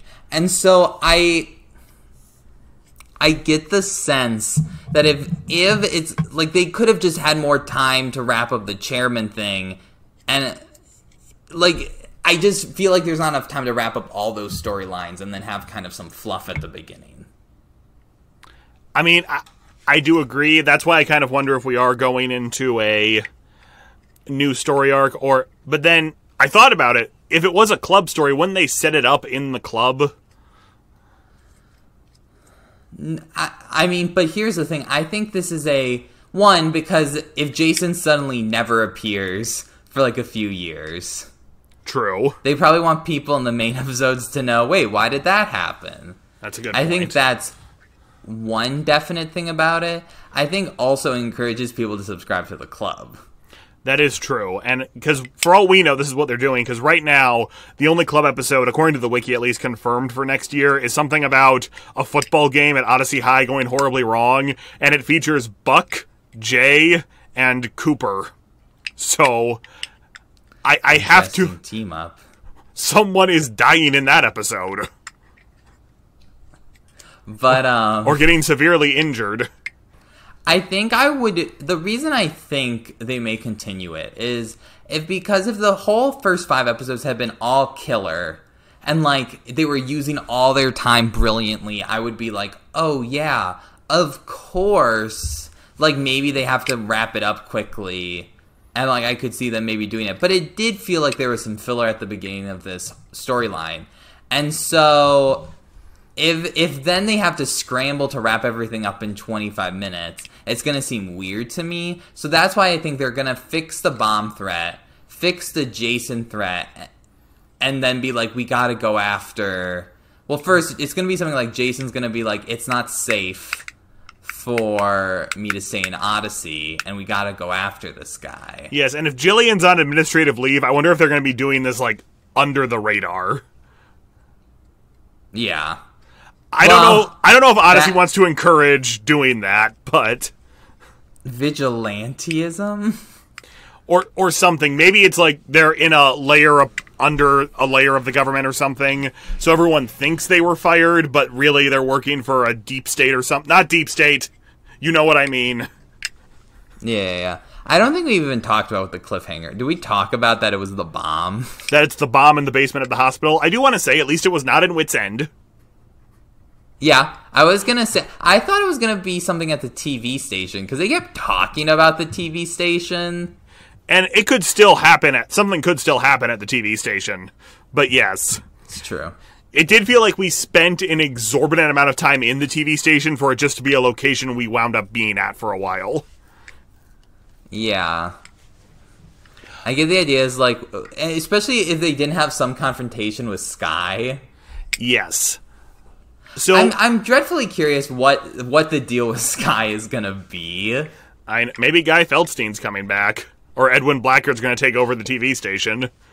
Well, it definitely seems more like, well, that would be fun, but it definitely feels more sinister in some ways, because didn't one of the villains literally mention Sky by name? Yes. I think in this episode. So it's like she is directly involved somehow. Yes, and I'll be curious to see how that unfolds. Maybe they're chasing Sky in these upcoming episodes. What was I going to mention? Oh, I am curious, because and this is more me thinking about timing. They said there's 11 minutes till the bomb goes off. So is it going to be the first 11 minutes, or them not in real time, obviously. The first 11 minutes are them defusing the bomb, or does it keep cutting between stories? So it's going to be one of those classic Odyssey, we save the day, then have 30 seconds, bye everybody. I wonder if it is the first 11 minutes of the episode are, because that's such a specific time. Yes. Like, that's such a specific amount of time. Also, the other storyline is the other storyline is just Jason getting a surgery. So I don't know how much there really is in terms of radio drama. Well, I mean, there's that doctor I guess who's... the doctor who's actually in on the villain scheme. Yes, which, look, I know the whole idea is supposed to go deeper. That was a little too convenient. Well, I guess in your thought is they probably did need some sort of brain surgeon to insert the chip. I know. Well, because Mr. Calhoun is apparently this amazing brain surgeon who had to slide through the snow to save Jules' life. Maybe that was part of it. Part of me wishes it had been Mr. Calhoun, so at least it was a character we knew, like, oh, wow, this goes really deep, and sometimes we can't trust people. I also get the suspicion, because they made him such a hero in the Snow Day episodes, they were not about to pull the let's have him be evil trigger.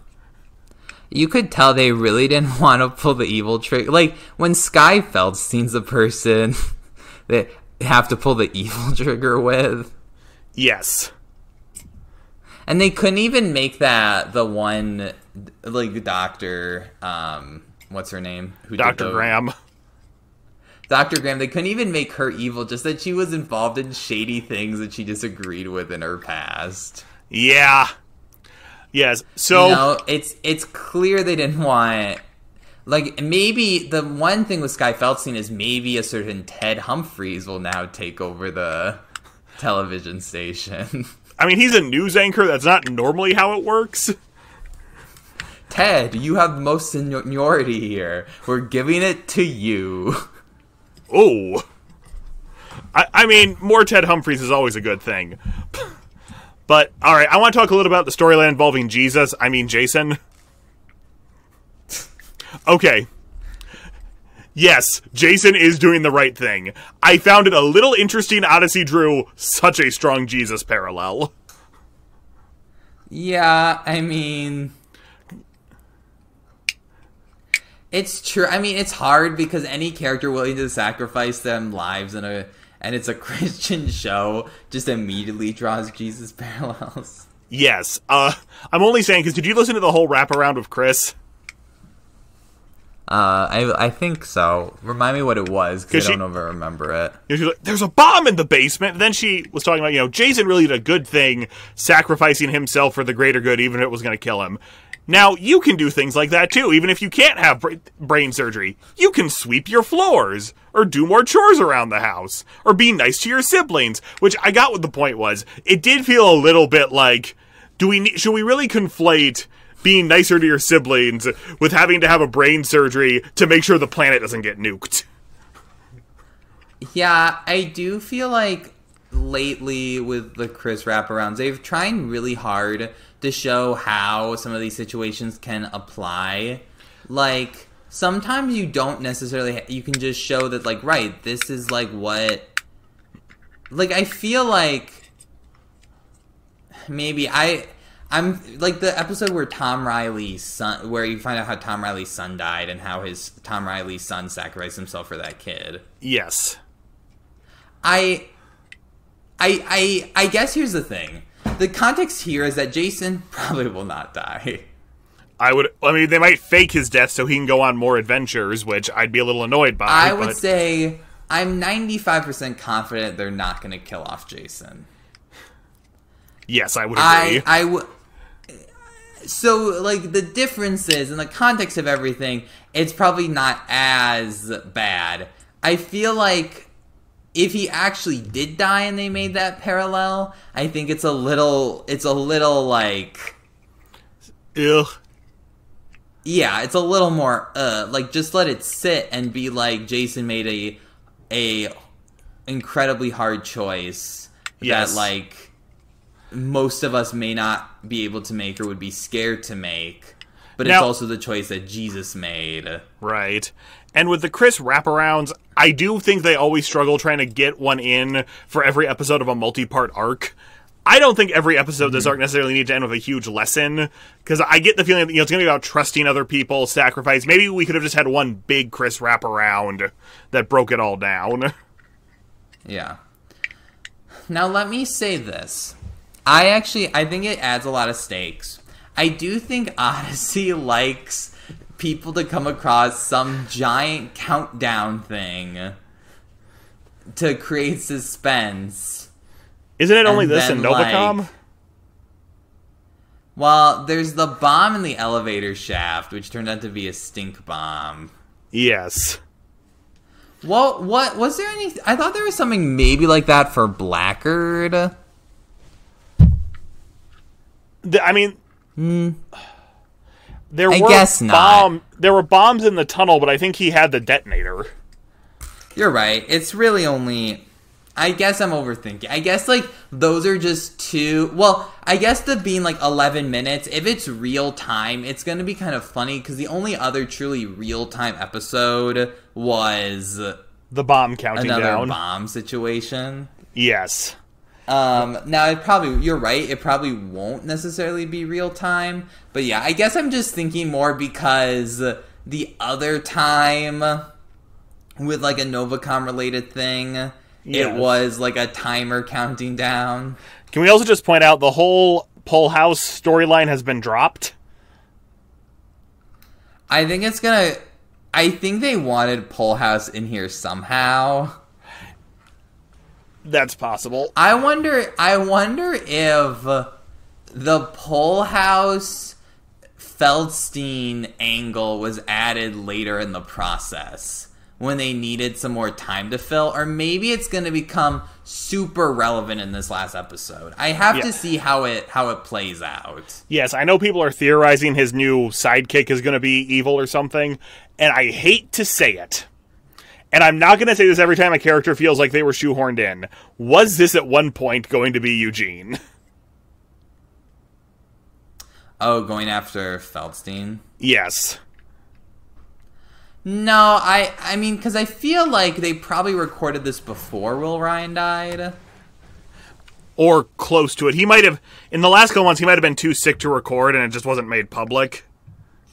Yeah, that's very possible. I think because it's like a crime-related thing to start off, my guess is they had some thing with Pull House in here to some extent. Yeah, I'm looking to see if I can find out what it was. But yeah, I don't know if Will Ryan would have necessarily fit in. He could have definitely played a part in this. Like, Eugene could have definitely played a part in this. I don't know if it would have been in the role of going after Feldstein. Maybe Eugene was supposed to be with... Oh, that's possible.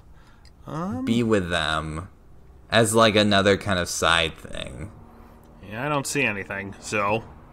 Anyway. It does surprise me there's no kids in this storyline.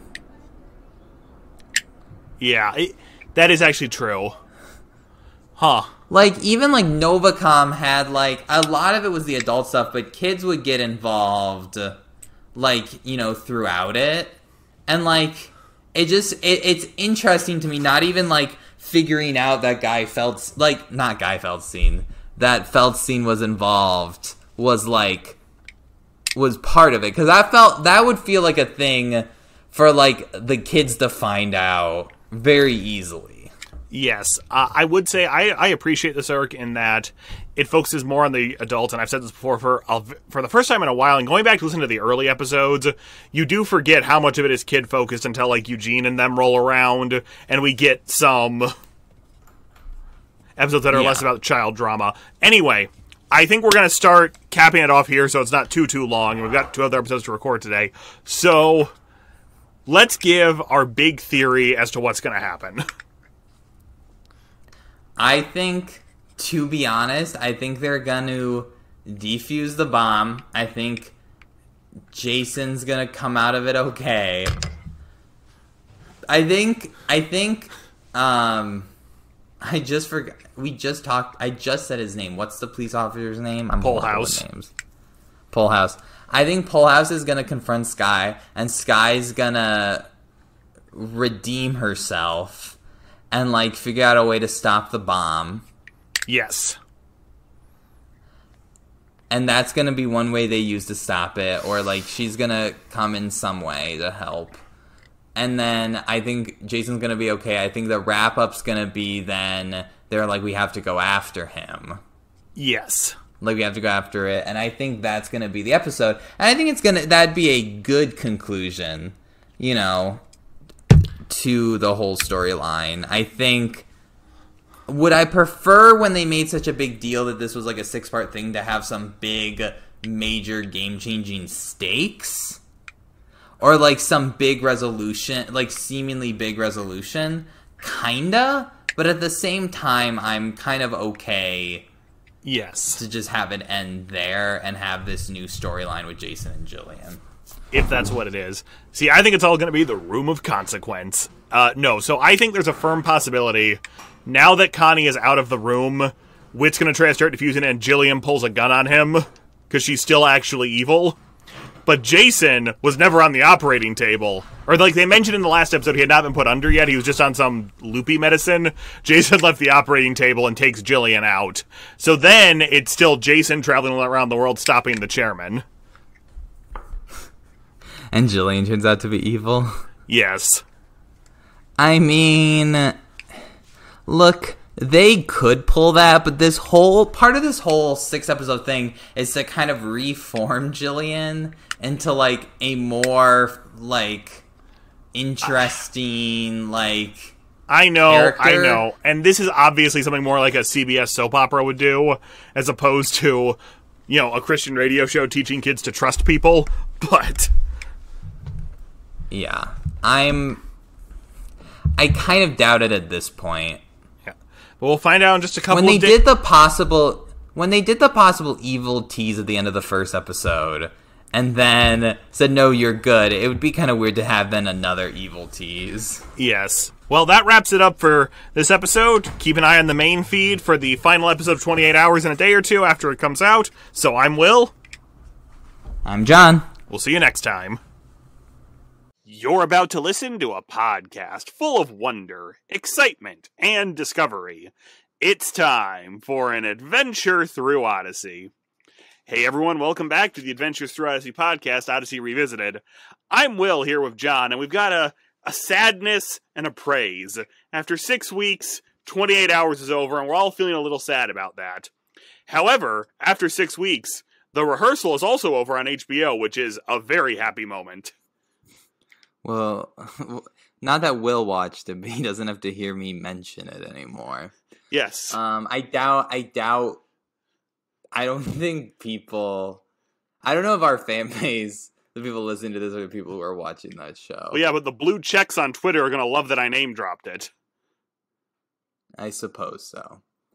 But let's get talking into this final episode of 28 Hours. Yes. So I liked where it ended in terms of the story. In terms of where some of the characters were left, I felt a little wanting.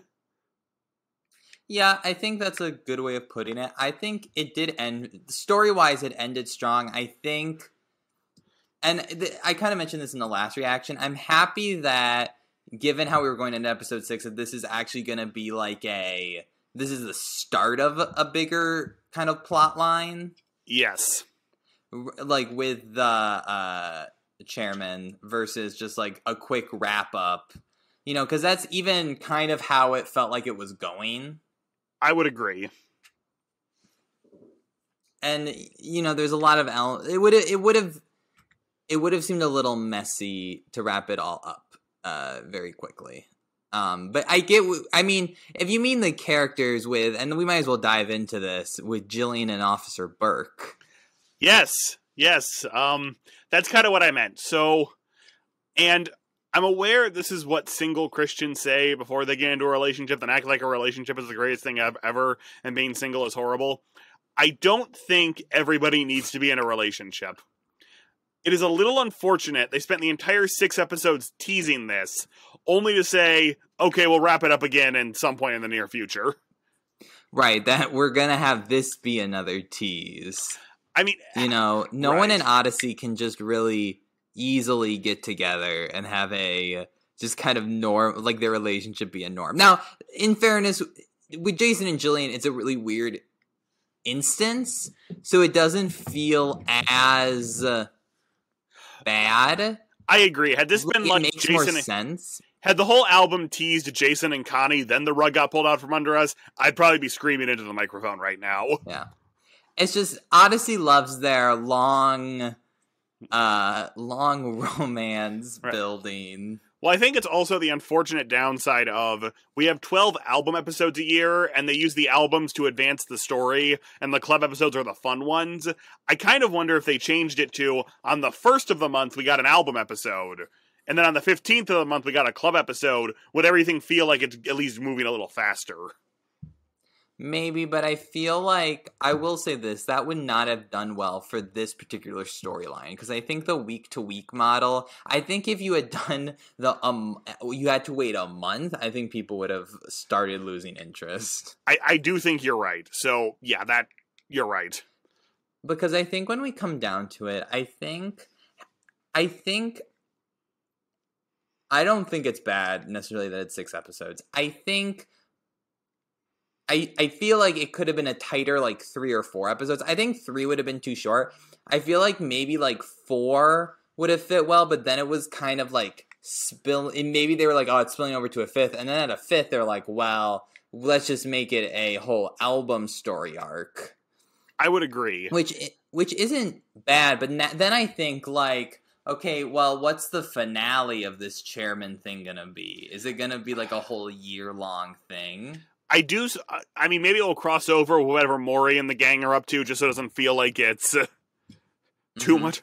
Because that was one thing that really worked with Novacom. There was a kid's part of the story and an adult's part of the story that kind of converged, although it was definitely the adults saving the day at the end. So, well, I appreciate that with Novacom. I feel like having one of the kids come and be the ultimate savior of the world would have been kind of weird. Yes. Now, I actually wonder, between this and the Olivia's Faith arc, which I know was kind of broken up over 2 albums, is if either hits, is in a year or two, every Odyssey 6-episode album going to be one interlinked story? It doesn't even have to be a big one like this. Maybe it's just 4 or 5 subplots that play out over 6 episodes. I'll say this. I would not mind that as much if it meant that some of the storylines are through quicker. The whole Olivia's Faith arc. Yes. Would have been a rough arc to just kind of go through over years of episodes. Yes.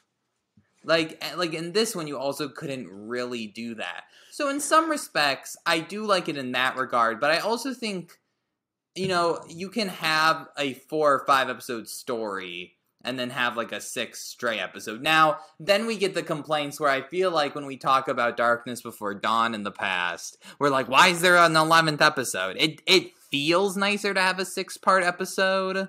Yes. I feel like it would have been more exciting to be like, oh, there's a 3-part episode involving something with Jason. That sounds really interesting, and then it happens and we're blown away that it's the chairman and all this stuff. In some effects, I think some of the surprise and hype got dimmed a little bit by it being oh, this is a 6-episode album. I guess I would concur, and we can talk more about structures of later albums at the end of the episode. I wouldn't mind talking about how we wrap up the episode. Yeah. So I liked that. Okay, I'm debating, and maybe someone who works in a hospital can tell me this. Is there a procedure for if you're mid-surgery and the building is under siege? Well, it seems like they were already kind of ignoring some of the rules for Jason, being we'll do the surgery, and it's we're gonna do it this day, prepare for a brain. I think I get it's really weird circumstances. But because it wasn't life-threatening, I wonder if they would have even done the surgery that quickly. I was shocked. I was like, Jason's in the surgery already? I know. And that's also when I knew they probably weren't going to kill anybody off and the bomb was going to be defused, because they were not going to kill off Jason, Dr. Graham, and Mr. Calhoun all in one go. Unless they were going to do some really big story arc about grief. Then maybe. But yeah, I cannot imagine Odyssey doing something that devastating. I will say this, no offense, but considering that Whit... Sorry, everyone. That was a timer. Considering that Wit and Jillian both have worked for, like, security agencies, you would think they would be like, oh, that random word we saw on that piece of paper. Now, of course, they have more stuff going on in the pressure of the situation, but I was like, oh, it's probably whatever that other word was on that piece of paper. You see, I didn't even think about that because it was so long ago and they hadn't brought it up. Mm-hmm. I thought it was in, like, the last... Well, it was in the last episode because they mentioned the paper again. Not the fourth word, but it's like, what was the numbers on that piece of paper? Oh, yeah. Do you need to take out the meatballs? Like, yeah, that's how they found the room number. Yeah. Hold on, everyone. I gotta take out some meatballs.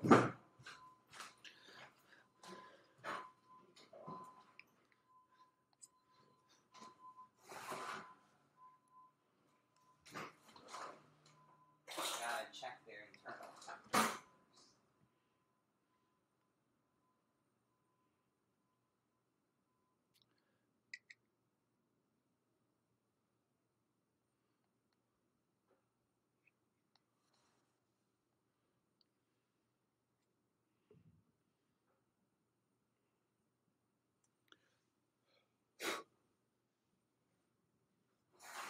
They need like another 5 minutes, but let's keep going.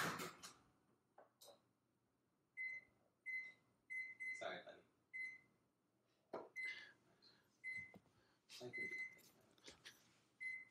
How difficult is it to set a microwave timer? Because microwave sucks. I kid you not.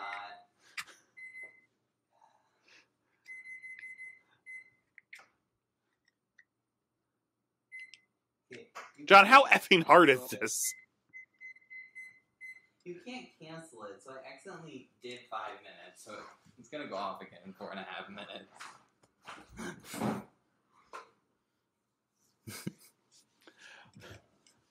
But yes, I admit it's a faulty system. Okay. So we get the bomb defused. You know, I liked Paul House being a hero and running through. I found the joke where he shouted, "What did Jillian do this time?" Very funny. That was a very funny joke. I don't know if it was super appropriate given the hospital was close to blowing up. I know, like, in the fiction of the show, it's not a joke, but... Yeah. Yeah, so speaking of Jillian, the big character change we have at the end. Okay. Now, I am probably about to set feminism back about 50 years by saying this, but, okay. Well, that's just a regular on this podcast. Oh my gosh. I feel like Odyssey was to some extent trying to have their cake and eat it too with Jillian's characterization. Because I went back and listened to the other episodes. She's not the brightest bulb in the box, but she's not a total moron. I feel like they are now writing her like an Officer Harley level total moron, but can get away with it because, don't worry, she's putting on an act. Yeah, I mean...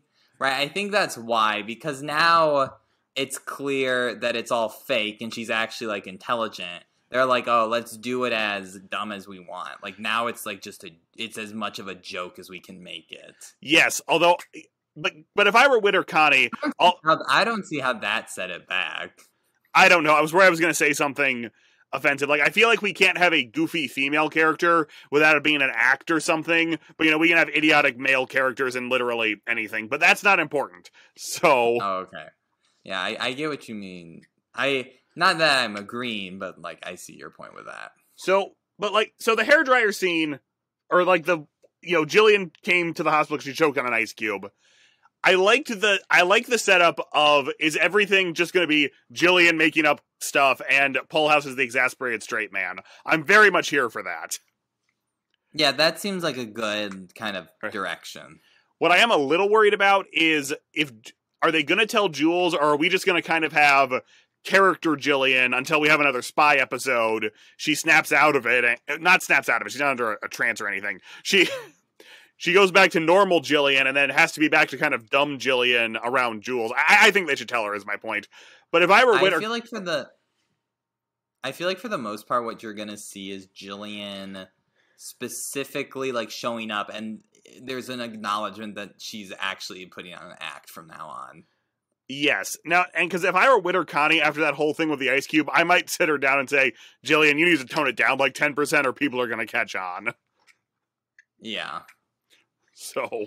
Well, what I thought you were getting at the end is it definitely felt like they, like, up until now, there was kind of some Jillian flirtation with Jason. Yes. And, like, even at the beginning, like, they kind of tease that. And now, is it gonna be it was an act to give an excuse for, like, keeping tabs on him? And now Jason's going after her? Or is it gonna be something like, oh, I have to date this guy as a cover? You mean Burke? Yeah. I mean, it is a good point. Burke is dating, I assume, character Jillian, so I can't imagine that lasting very long. Right, I feel like that's almost setting up an episode about, like, lying to someone. I don't disagree. I will be curious to see where they take it, because I'm assuming that's the path they're going down to some extent. But if I have to pitch a Jillian in character episode, can we have an episode where she's in a wheelchair for, like, something that happened at the antique shop, but she makes up some ridiculous story, but the whole episode, Connie's frustrated, she has to keep pushing her around? That'd be pretty funny. That just feels like something they would do. I could be wrong, but... No, it feels like it could be a plot line. I feel like... Hold on. You want me to eat raw meatballs? Well, no. I thought they were frozen. No. Well, the meat was frozen, and then I eat crust.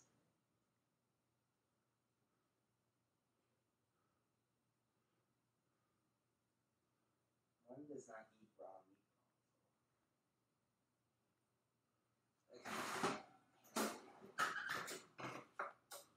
Another 6 minutes should do it. Okay. Let's keep going. Alright, you were talking? You can go. Oh.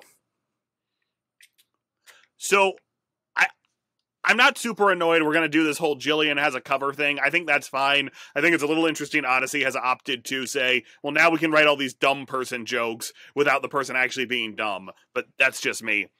I like the Pull House Straight Man thing, as I've said.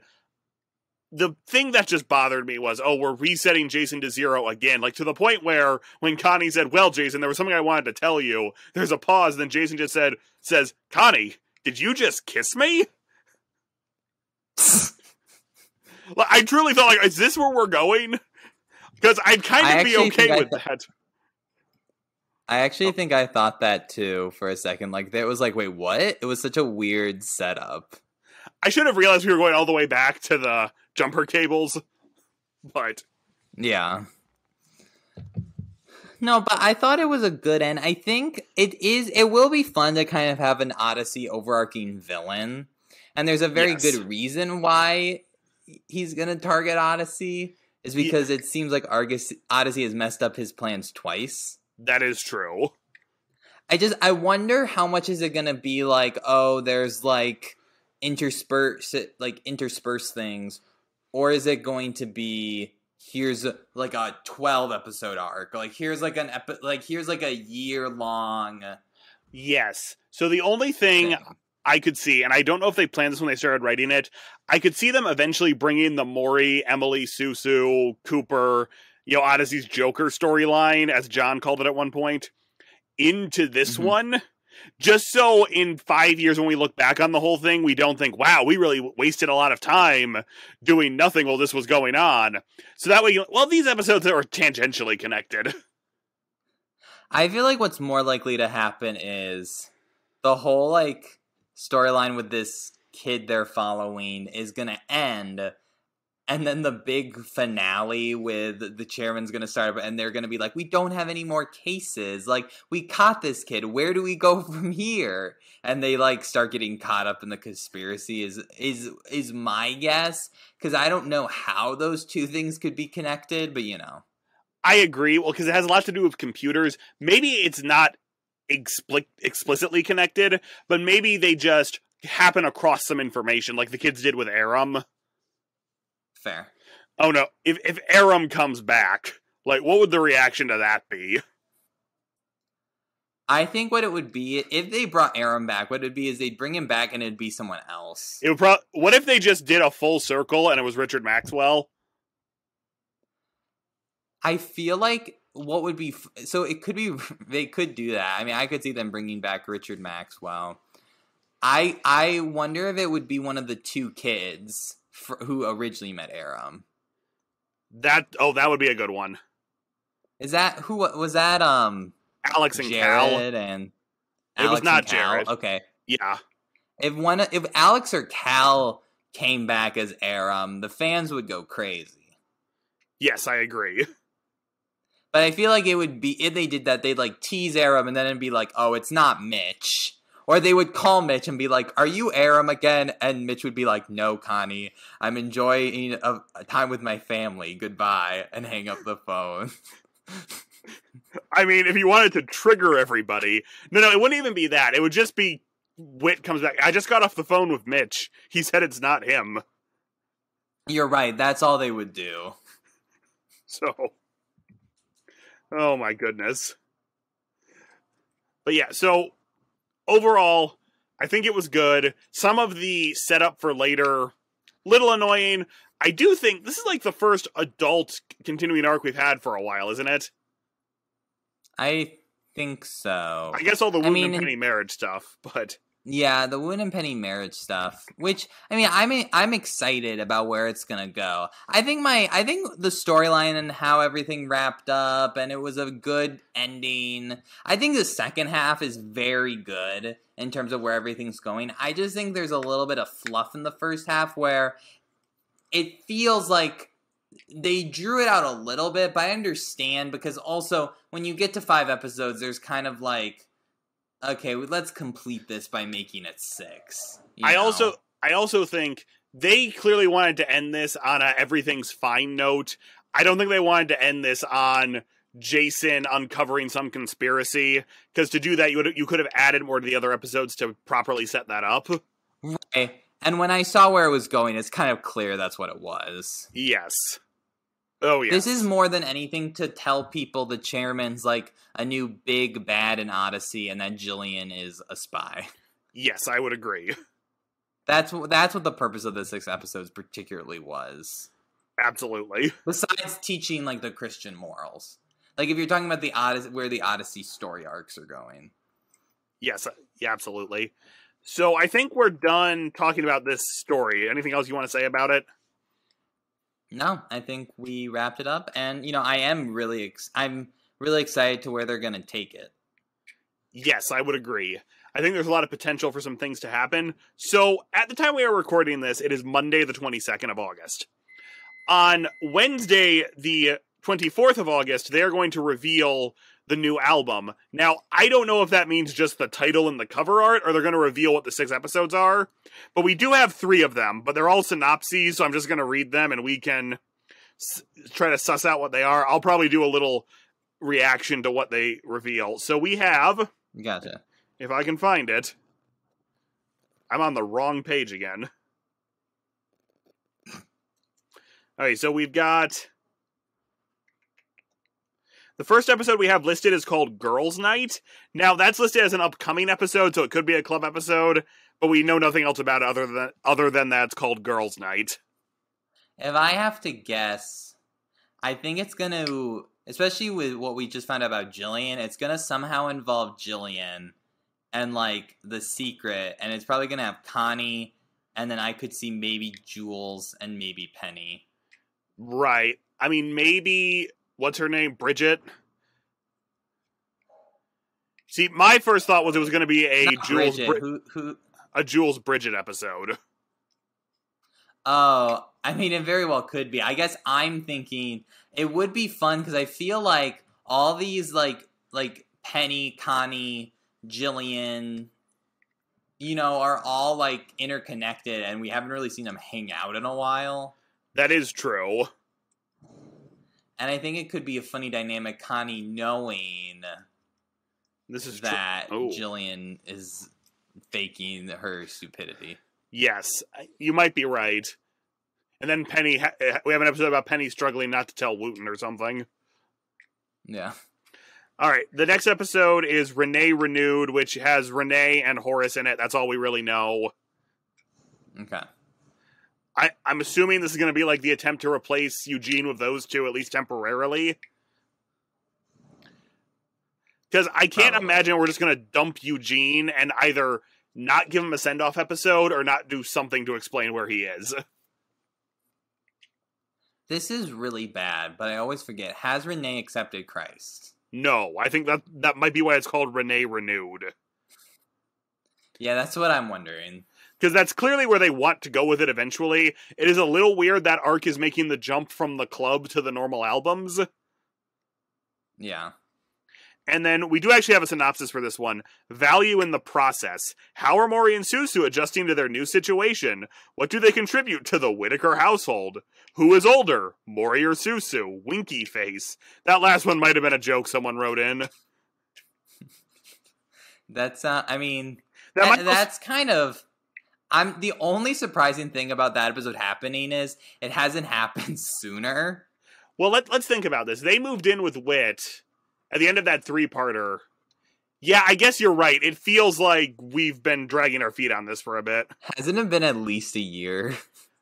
I am checking, because I think the episode where like everything about Maury being revealed was 2020.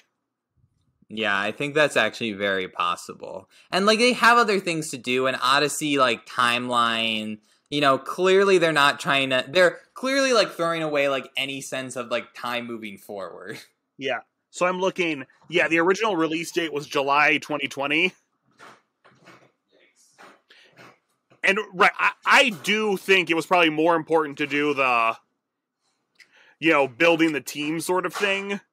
But yes, it is noticeable, we're just now doing this episode. Right. Because I've wanted to see, because clearly it's like, them in the Wit household, like that opens up just as many storylines as being with Emily. Emily, yeah. Maybe they just remade a member of the family. I hope not. Yeah, then the other two we have are Untitled Civil War episode and Untitled Pull House episode, both of which are clubs, so we'll come back to those. So, yeah. I guess we'll see. I'm curious if this new album's if it's just gonna be the cover art, but I could also see them revealing the 6 episodes because they want to make an event out of this. I agree. All right, so I think that wraps it up. So you can enjoy this episode, then I'll probably put together a mega cut of all of our discussion about this, so you can kind of see our thoughts evolve as it goes, and it's easy content. The first Our Wildest Summer Ever episode is going to be posted in a few days, so I'm Will. I'm John. We'll see you next time.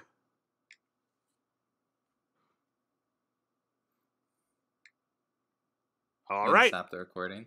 Oh, sorry. You could save big when you bundle your home and auto with Progressive, but when we just come out and say it, it feels like it falls a bit flat. So we're going to use humor. But we don't want to insult your intelligence, so nothing too goofy. And we need to avoid any polarizing topics. Oh, and it has to be about how you can save big when you bundle your home and auto with Progressive. You know what? Maybe humor is a bad idea. Yeah, it's never going to work.